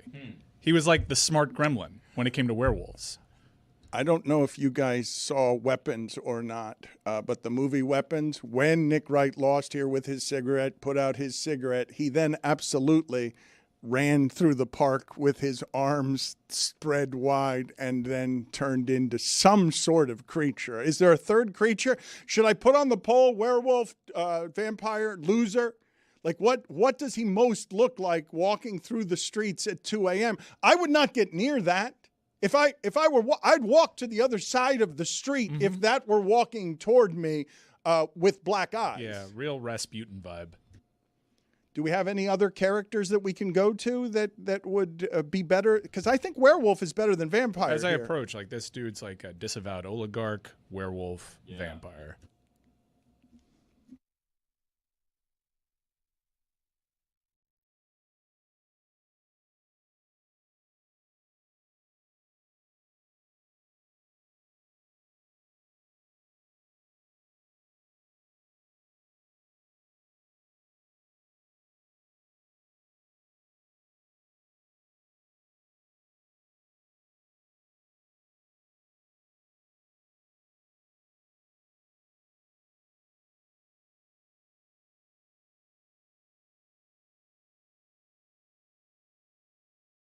For laughs. So honestly, thrilled to be doing this with you because I have admired your work. You are just such a sculptor. You're an artist as a comedian. It's sort of the Why? Thank you. Well, the craft of it. It's such a hard way to make a living, Jay. I don't even understand how you make a living that way. I really don't. You have to be demented to choose. You know what? I'm going to laugh my way to the top. I'm going to take the expectation of funny, and that's how I'm going to get rich. Get out of here. It's crazy. It seems sort of second nature to me. You know, I think it's one of those things. If it's what you like to do, it just comes. You know, I remember when I was in college, I'm dyslexic, so I would get out of any sort of written things, and I was taking speech therapy. And I remember the professor said, now at the end of the class, each student will have to give a 20-minute talk. And people went, 20 minutes? Oh my God, I get done. I thought, I'll do it right now. I'll talk for 20 minutes. Yeah, let's do this. You know, so it just struck me as funny. But you could be funny in an instant? You knew that this was something? No, not funny. I had to give a 20-minute talk. I mean, I didn't have a routine. I wasn't a comedian yet, but it just seemed natural. I mean, I always read that getting eaten by a shark and public speaking are the two things most people are afraid, you know, that kind of stuff. But not you, right? Like that, you didn't need attention, right? An audience just didn't scare you, right? Even though you were dyslexic, even though... No, it didn't scare me. You know what's interesting? A lot of people don't realize, you remember the Smothers Brothers, right? Yes. Well, Tommy Smothers was dyslexic, and they were folk singers, but Tommy would get the songs wrong. Michael, boat the row ashore. No, it's row the what? And they made it part of their act. And that's kind of how they became a sort of funny comedy singing team, you know? How do you watch stand-up comics? Because I imagine you are watching not just to laugh, but to see where the comic's insecure, where the comic looks off stage or looks at his feet. I imagine. No, not really. I watch it just to enjoy it. You know, I like comedy. I enjoy watching comedians. You have to be careful when you're a comedian because someone does a joke and then you realize you never want to be on stage and that subject comes up and your mind immediately goes to that person. So you have to be careful not to try and take somebody else's material. You know, that's sort of the biggest trick. A lot of times you don't want to watch comedians do routine on a particular subject because if you're developing something along the same line, oh, now you can't do yours because it's too close to theirs or whatever it might be. But no, I watch it. You know, it's like I like to make love, but I don't want to be a gynecologist. You know what I mean? So I enjoy it just being, you know, just being around it and being with comics. It's always fun. You came up through the pipeline of where stand-up comedy was born, right? Like, I mean, you're almost at the roots, Jay. I mean, I don't know if it's Pryor and Carlin, but coming up through the LA comedy circuit, coming up through the comedians, when you were writing with David Letterman for J.J. Walker, right? Like coming up through the Comedy Store, can you take me through the path of what you imagined your career was going to be and how it is that you arrived? And like, I can't even imagine getting from there to the Tonight Show. Well, I'm a huge believer in low self-esteem. I think it's the key to success. If you don't think you're the smartest person in the room, you're more likely to listen and pay attention. I mean, when I was doing the Tonight Show, I constantly meet people who were geniuses. People say, you know, my client is a genius, but the people at the network were afraid he'd be too good. You know, I get that all the time. Or I get comedians who audition for the Tonight Show, and they didn't quite have them. They were close, and their agent would say, you're scared because you know if my client kills, he could take your job. No, I want your client to do well. It's just that, you know, talking about Reagan's trip to Pittsburgh 30 years later, it's not really timely anymore, okay? Can you try to update the material? Oh, and then people get furious. So there's all sorts of reasons why. But I think the key is I was always happy at whatever level I was at. I mean, I used to have a day job and then be a comedian at night, and I would bank one and spend the other. And then when the comedian money got to be pretty good, I quit the other job. And I thought, oh, I'm making a living as a comedian, because it's probably a sad reflection on our society, but the worst comedian in the world still makes more than the best teacher, which seems hardly fair, but that's just the way it is. And so I always was able to.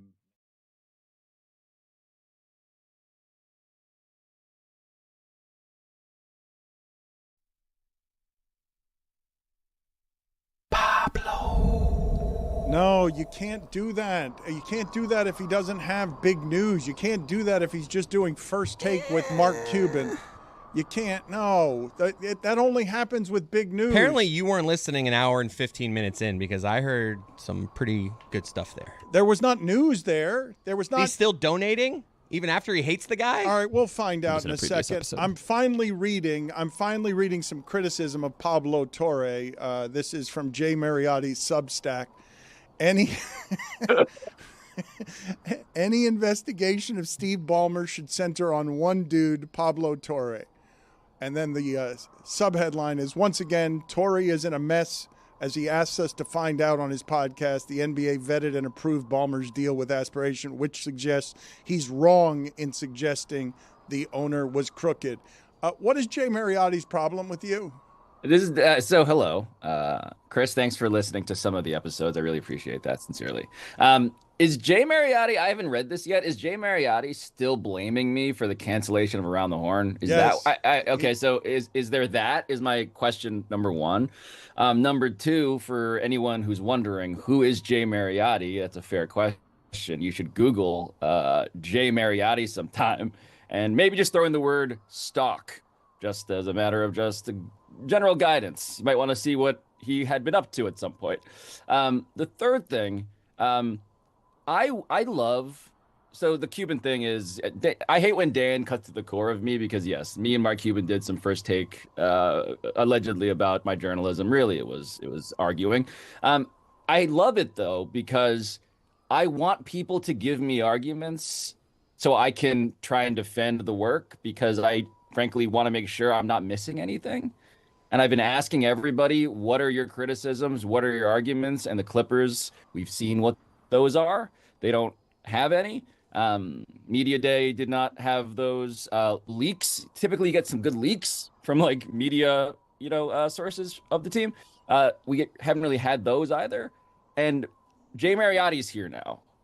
And so I just feel like, I don't know, maybe the story's over now. Maybe when you get to the Mariotti line, the story's actually over because I don't think he knows what he's talking about. He's blaming. He is blaming you. Tori has done this on my former program, Around the Horn, the second ESPN show he allowed to fade off the air. And it's time his editors at The Athletic tell him he's leading the majors in strikeouts. So a couple of cleanups there.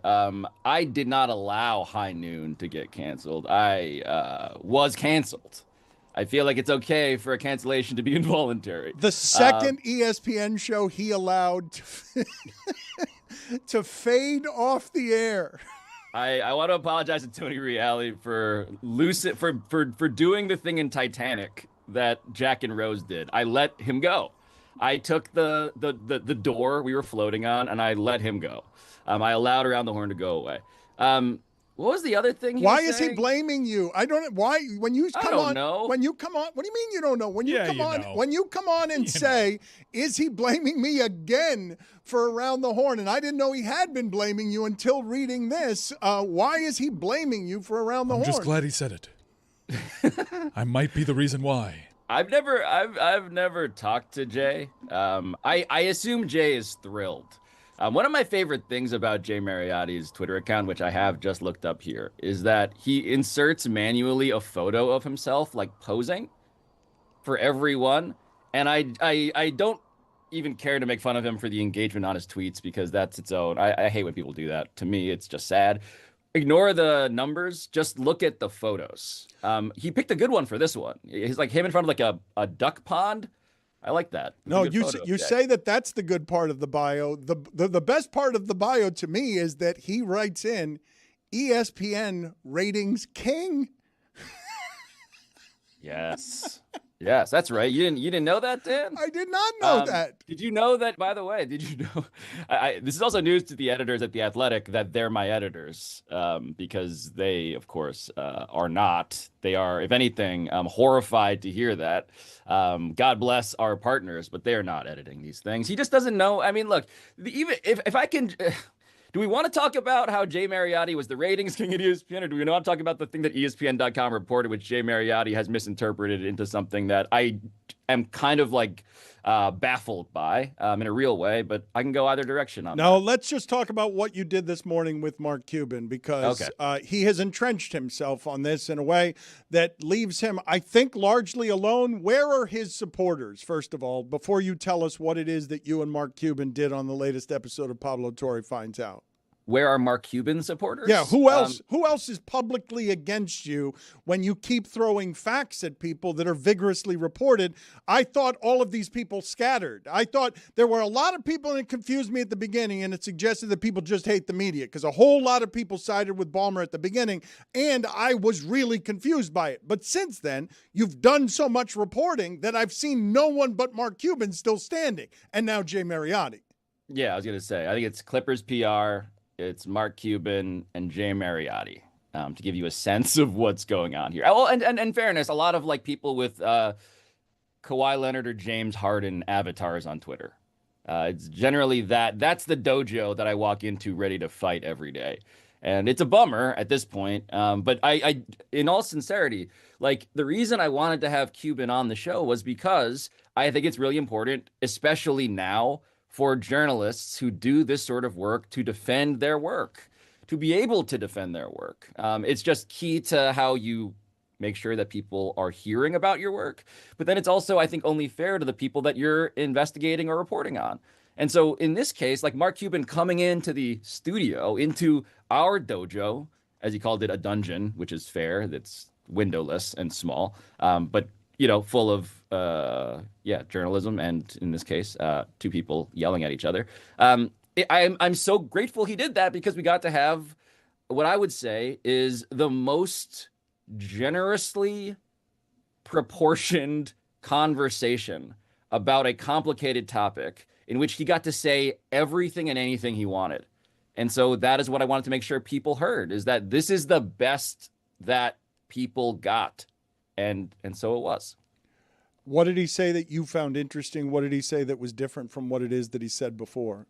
I asked him, I think, the fundamental question in all of this, which I will ask everybody, and I ask truly, NBA, Clippers, Ballmer, everybody, why was this deal never announced? And Mark Cuban provided a theory I had not heard before, which is simply that they had just announced a Red Sox deal at the end of March, and they didn't want to step on that deal.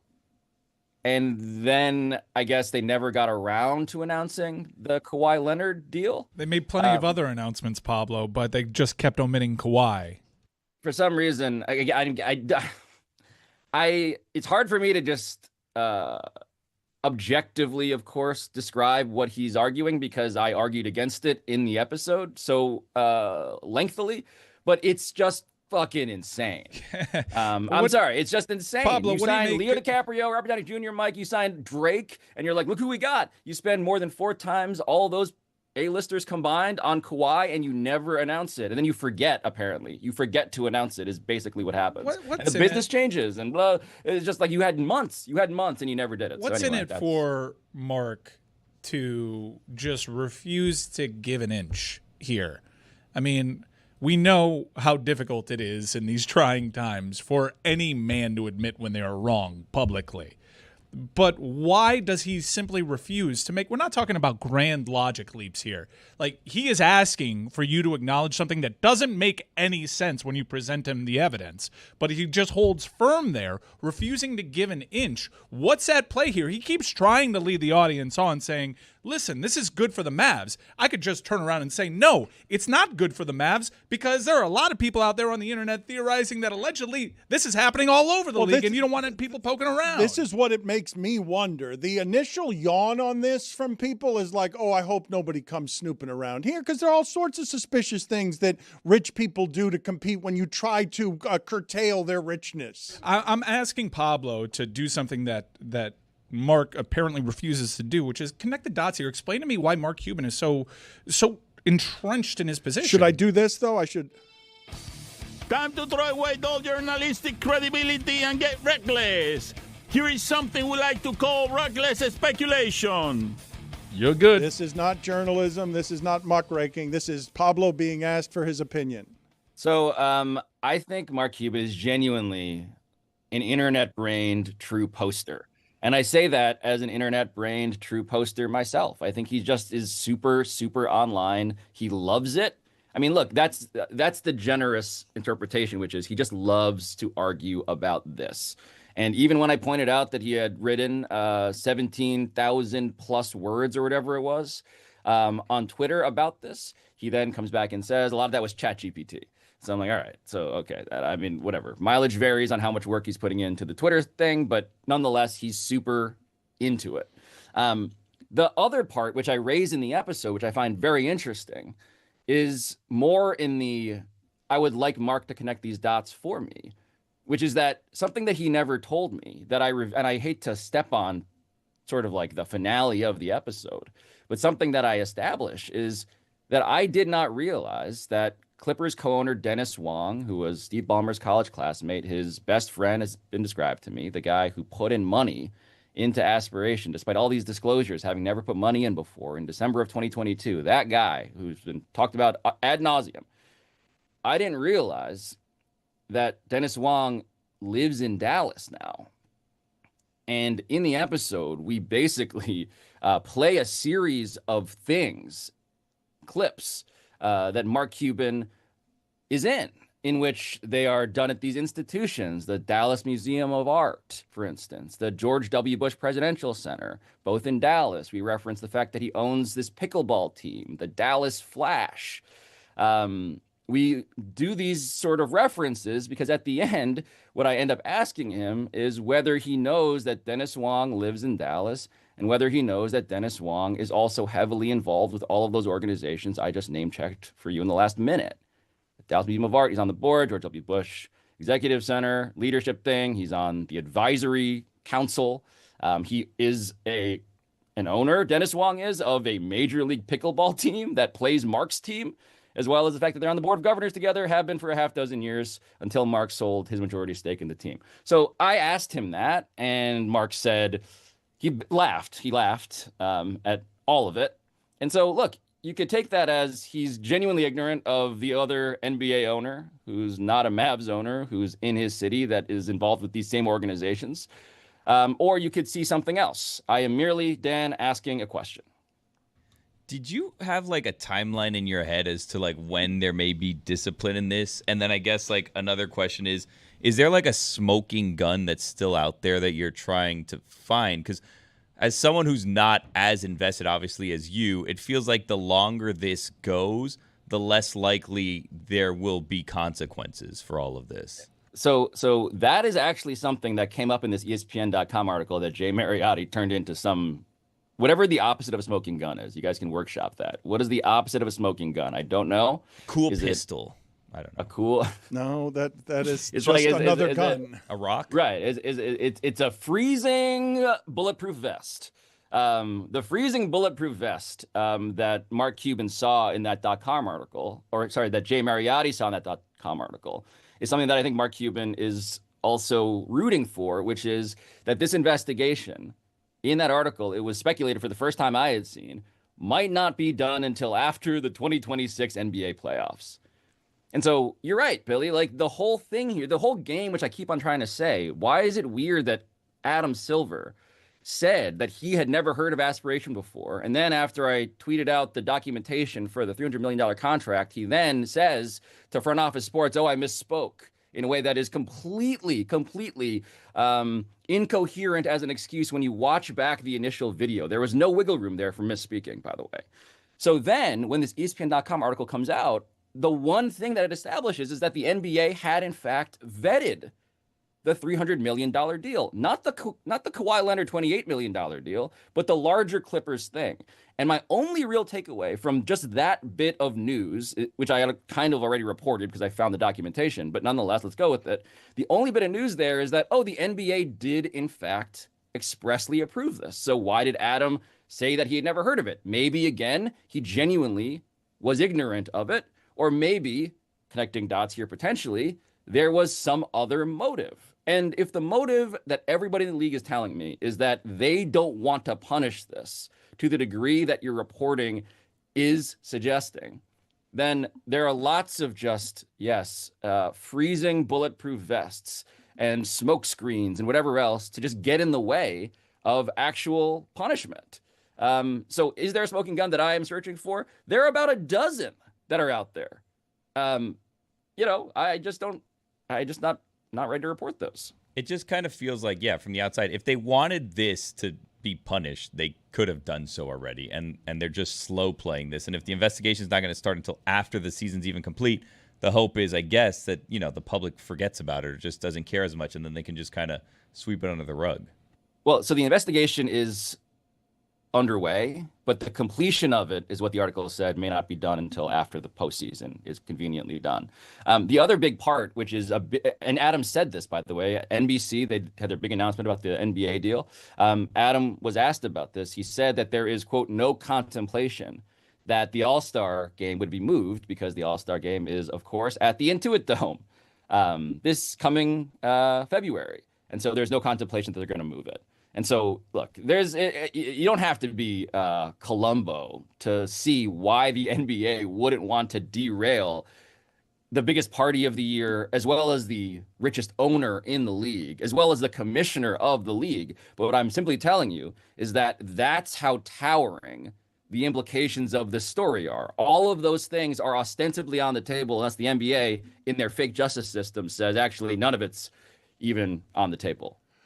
Put it on the poll, please, at Le Batard Show. Is a young person required to come up with a more modern detective reference than Columbo? The reason that I say that is because, and this is charming about my parents, the last 3 Saturdays they have texted me, are you watching Columbo?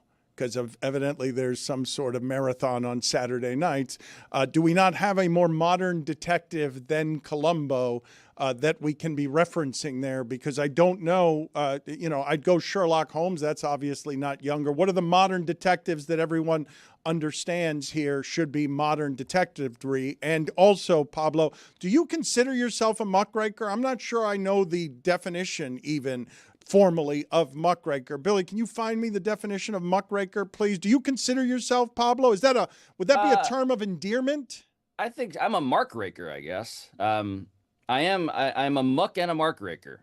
Muck raker is a compliment. What? I thought that was pretty good. Just changing, 2 letters. I think that muck raker is a compliment. I think it started with Upton Sinclair. I think when he was investigating like the meat factories of whatever, like days of yore. Fact check that for me as well, please. Where muckraker started. Upton Sinclair and Days of Yore. Which is the more highfalutin of the sounds than Upton Sinclair the and Jungle? Days I'm referencing of Upton Yore. Sinclair's The Jungle, I believe. There's that. Yeah, man, I rake some muck. What of it? What is the definition, Billy? It's someone who searches out and publicly exposes real or apparent misconduct of a prominent individual or business. There you go. I mean, he's a muckraker. He is referring to The Jungle from 1906. Yes. Upton Sinclair, Days of Yore. Is Benoit Blanc a good modern detective? Hey, you know what? Knives Out. I would watch. Knives Out is sort of franchise where I will watch a zillion sequels to that. Is that I'm all in. Daniel Craig's character in that? Okay. So can we play the stat of the day music here? Because I've got an NFL stat of the day. Do we have an NFL stat of the day? I've got a different stat of the day. I don't want to do an NFL stat of the day, but I need an NFL stat of the day. Start of the day, start of the day.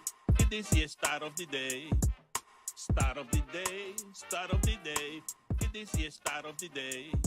Stat of the Day is presented by Amazon Prime Video. Thursday Night Football is back. Pittsburgh Steelers take on the Cincinnati Bengals. Coverage begins 7 p.m. Eastern, Thursday on Prime Video.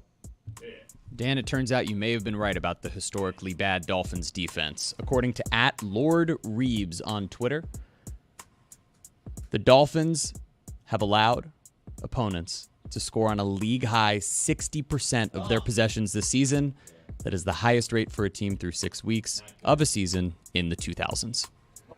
That is a good NFL stat. I have a good Pablo Torre Finds Out stat, which is that today's episode of Pablo Torre Finds Out is 1 minute longer than the 2021 Bob Odenkirk action film Nobody. Because Pablo takes a minute to get going, and now you got Mark Cuban there, and they're just arguing the entire time, and he's asking us, as he just did, to listen. Monk? How about Monk? I was going to say Monk. Monk is such a good one. I watched all the Monk episodes recently, Pablo. There was a Monk movie. I don't know if you saw it. Very sad. Whoa, wait. There's a Monk. Wait, Tony Shalhoub, is he? He's still with us. Is that he's got a new show about bread. Yeah, travel show on CNN. He's got a bread show? Yeah, where travels and has bread. Yeah. I'm in. Why is it sad, though? Why was the Monk movie sad?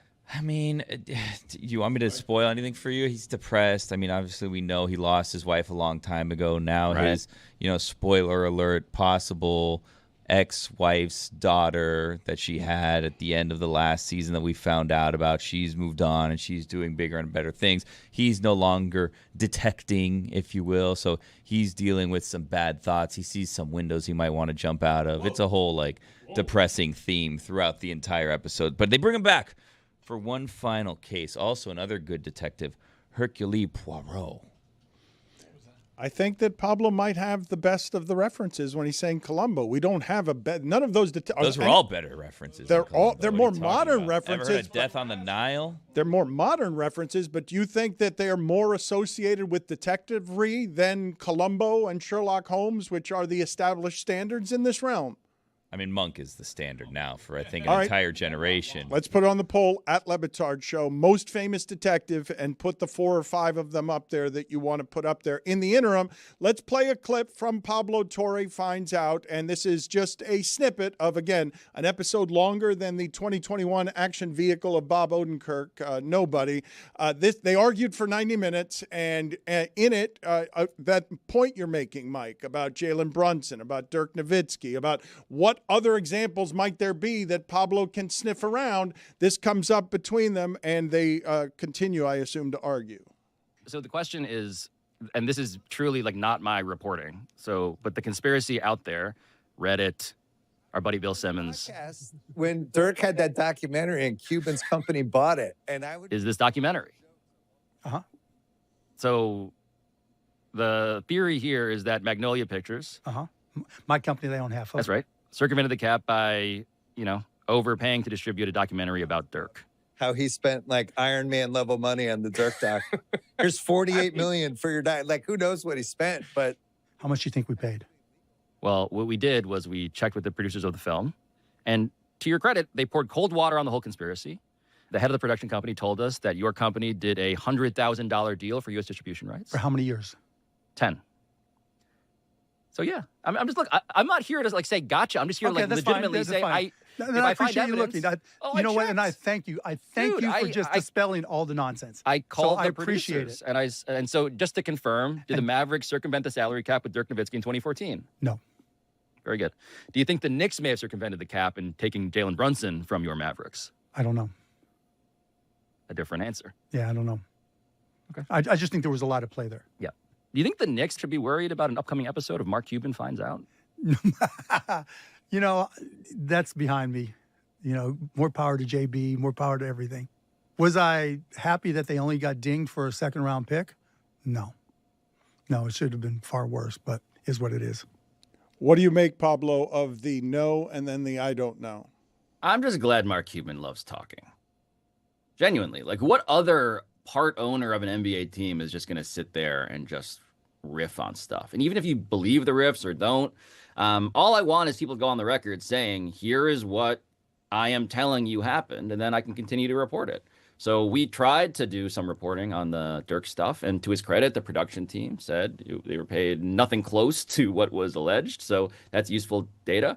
The Brunson thing, I think Mark is more animated about that than me. It sounds like.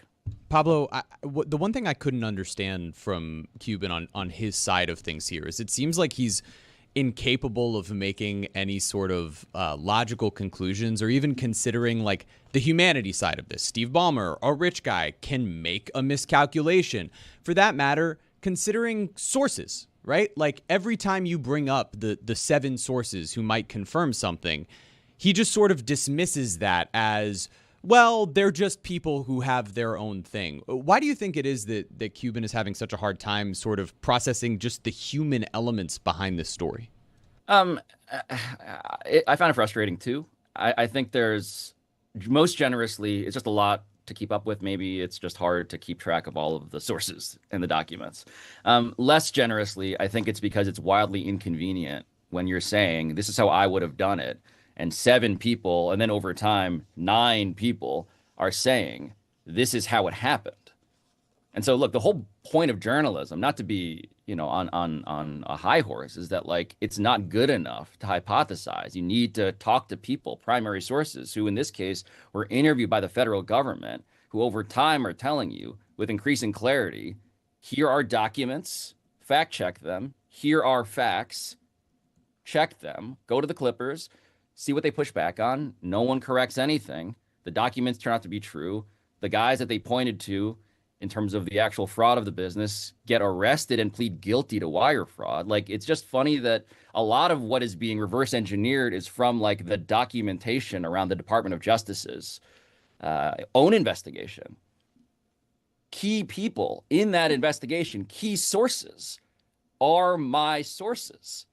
And without saying more, because I need to protect their identity, I just look forward to the day when those sources may, in fact, feel comfortable enough to speak on the record with their names and their faces and their voices, because for the time being, the reason they're not has to do with the fact that we are not talking about just like, in truth, like fun, random sports debate. We're talking about one of the richest men, 10 richest men in the world, being at the center of their accusations. So that's why they're not doing it.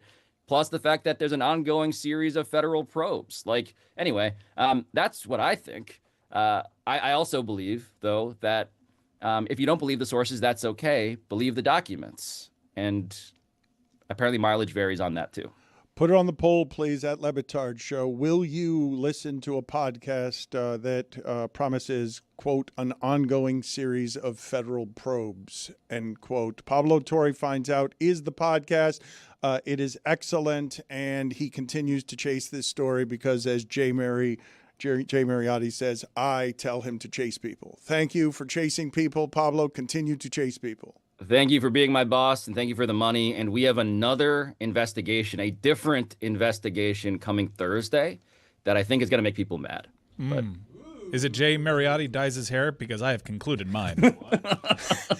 See you later, Pablo. Thank you. And appreciate eyebrows. It. We will get to Tony here in a segment. We are not going to do that here now because there's a limited amount of time here, and I wanted to talk about a couple of things from yesterday. Not the two plays that I wanted to talk about from the football game, because that Bijan Robinson run doesn't make any physical sense that he would be able to break that last tackle while staying in bounds. His lower body must be stronger than anyone's in the leagues because that didn't make physics sense to me, that he did not go out of bounds given that there was a defender with an angle on him and the sideline there. And also that Drake London play at the end of the first half was just magic. It was just great. But before I get to either of those plays from last night's action, I do want to talk about the baseball.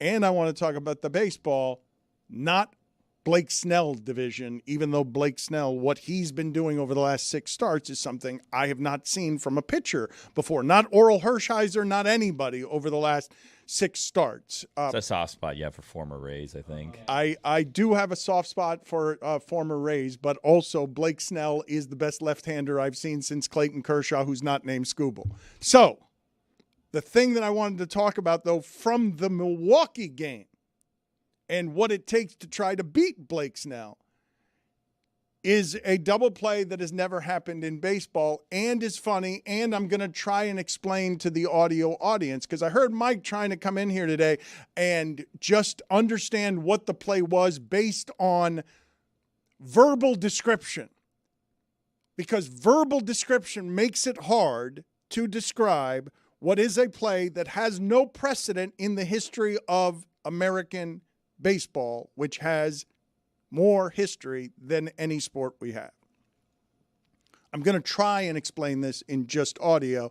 Billy's going to delight in this play because he's already wanting to make a mess of my explanation. No. I said, Billy, I see you. Billy, I see you lean up. And he doesn't need to do anything to do that. Billy, I've seen you lean in your chair. There's ways of describing it with words, and there's ways it's described on the scorecard. And it could have played out differently on a scorecard to show how unique of a play it was. The fact that it ends up being on the scorecard numerically the way it's represented, I'm positive that there have been multiple instances where a game has been scored a double play with those identical numbers. Go ahead. What do you mean? Go ahead and explain what it is that you're... Numerically? Yes. Well, numerically, you would go the person who receives the ball to the person who throws the ball to the person who ends the play. I haven't heard any numbers yet from you. I've just heard you explain the play. Okay, it would go up probably 8-6-2 or 8-5-2, depending on who received it. Who got it? 8-6-2 and then unassisted. 8-6-2, then the unassisted. Now, had it gone 8-6-2-5, I'm sure that is not a common double play because of the fact that at the end of the play, spoiler alert, the catcher decided to run down and touch third base. Well, that's what makes it more So it rare. would make it seem like it could have just been a typical pop fly that was then thrown, cut off, and then there was a second out made at home plate on a player tagging, which is not uncommon. You want to try and explain this to the audience with words I just did with instead numbers. of numbers? Well, I'm just the words, and that's why I'm saying the numbers don't do it justice. The numbers never lie. I don't know the numbers. I know you're 6'4", 1. That's all I know. Pitcher. 2. Catcher. 3. First base. Stop me when you want me to stop. I want you to stop. It's like astrology. I'm just never going to take it in. You don't ever do any scorekeeping? You've never done baseball scorekeeping? No, I'm a grown man who has sex. You never got the shirt that says 4 + 6 + 3 = 2? So you don't know, if I ask you the shortstop, what is the shortstop numerically? You don't know the number? I assume that's a 6 because there's a 6'4", Yes, and so the shortstop's 6, second baseman's the 4, and the 3 is the first base. That's all I got. Okay, so the third baseman, you want to try the third baseman? Nope. Okay. It's a 5. There's one number 5, in between. yeah. So this is the play. The bases are loaded, and a shot is hit towards center field. And you've heard me say that I can't believe the number of outfielders in baseball who are regularly stealing home runs. This is something that I'm watching happen in baseball more than I've ever seen it happen. It happens every week. It's a really weird thing to watch when it used to be an incredibly special play. But Sal Frelick, is headed toward the wall, and as he jumps up at the wall, which is very far from first, second, third base, very far from home plate, it's going to be very hard if you're a base runner to see what's happened here, because he jumps up at the wall, over the wall, the ball hits his glove, and it looks, unless you're close to it, it looks like he bobbles it and then catches it after it's hit his glove. But as he's out there, it also hits the wall. So now it is no longer able to be caught, because once it hits the wall, it is now not capable of being an out in his glove. Correct. It's got to be an out on one of the bases. But you can't see that from first, second, or third base. So what all these runners have to do is go back to the bag and tag up and then go, so they eliminate all the force outs. But they don't know this. They think that this person may have caught the ball on the bobble. They're confused, and now the Dodger base runners in a 0-0 game, in a game where the Brewers know they're not scoring on Blake Snell. There will be no scoring on Blake Snell in this game. They're doing everything they can to stop the Dodgers from scoring a run, and they somehow do it because the base runners, professional base runners, very good. The Dodgers are very good at the specifics of baseball. They don't know what to do with. I can't see what just happened out there, and I didn't see, and I don't see that this is a live ball because the ball has hit the wall. It looks like Frelick has caught the ball. That's the part that's crazy, is all of the runners stay still for just a moment. And for him to not just keep the concentration to catch this ball, but to keep the concentration to catch the ball off of the wall, when you can later see the confusion on his own face about what's happened, because I'm not sure he even realized that the ball hit off of the wall when he caught it. He's just trying to throw it in as fast as he can to the cutoff man.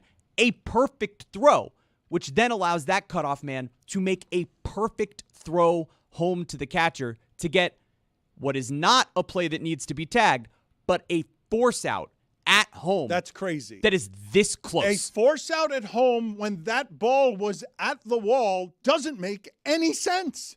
No, you got to treat that as a sac fly if you're a base runner.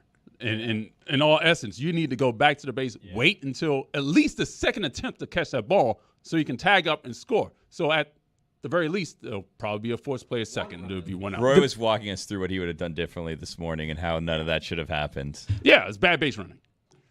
Agreed. That is not up for dispute. But I understand why the base running was bad, at least in part because of the confusion at the wall. But the idea that they then get another out at third base, that they got the outs at home and at third when the ball was going to be a home run. Like, the first thing Frelick did is that would have been a home run if he had not had his glove above the wall. Now he brings it back. It hits the wall, and what should have been a home run, how frustrated are you if you're this hitter? What should have been a playoff home run is forever a double play. Like that. And by the way, a grounded into a double play, technically. No, I have a bone to pick with that situation. That is not a grounded into double play. That's I see how that it's people scored. scored it that way. You cannot score grounded into double play on a ball that's hit 400 feet in the air. It would be You a did not fielder's choice, ground wouldn't it? into a double play. No, it's not a fielder's choice because it ended up being a double play. No one got safe at first. Right. Put it on the poll, please, at Le Batard Show. Is there any way possible to ground into a double play on a ball you've hit 400 feet over the fence? Because there's not. And yet I just saw it. It happened.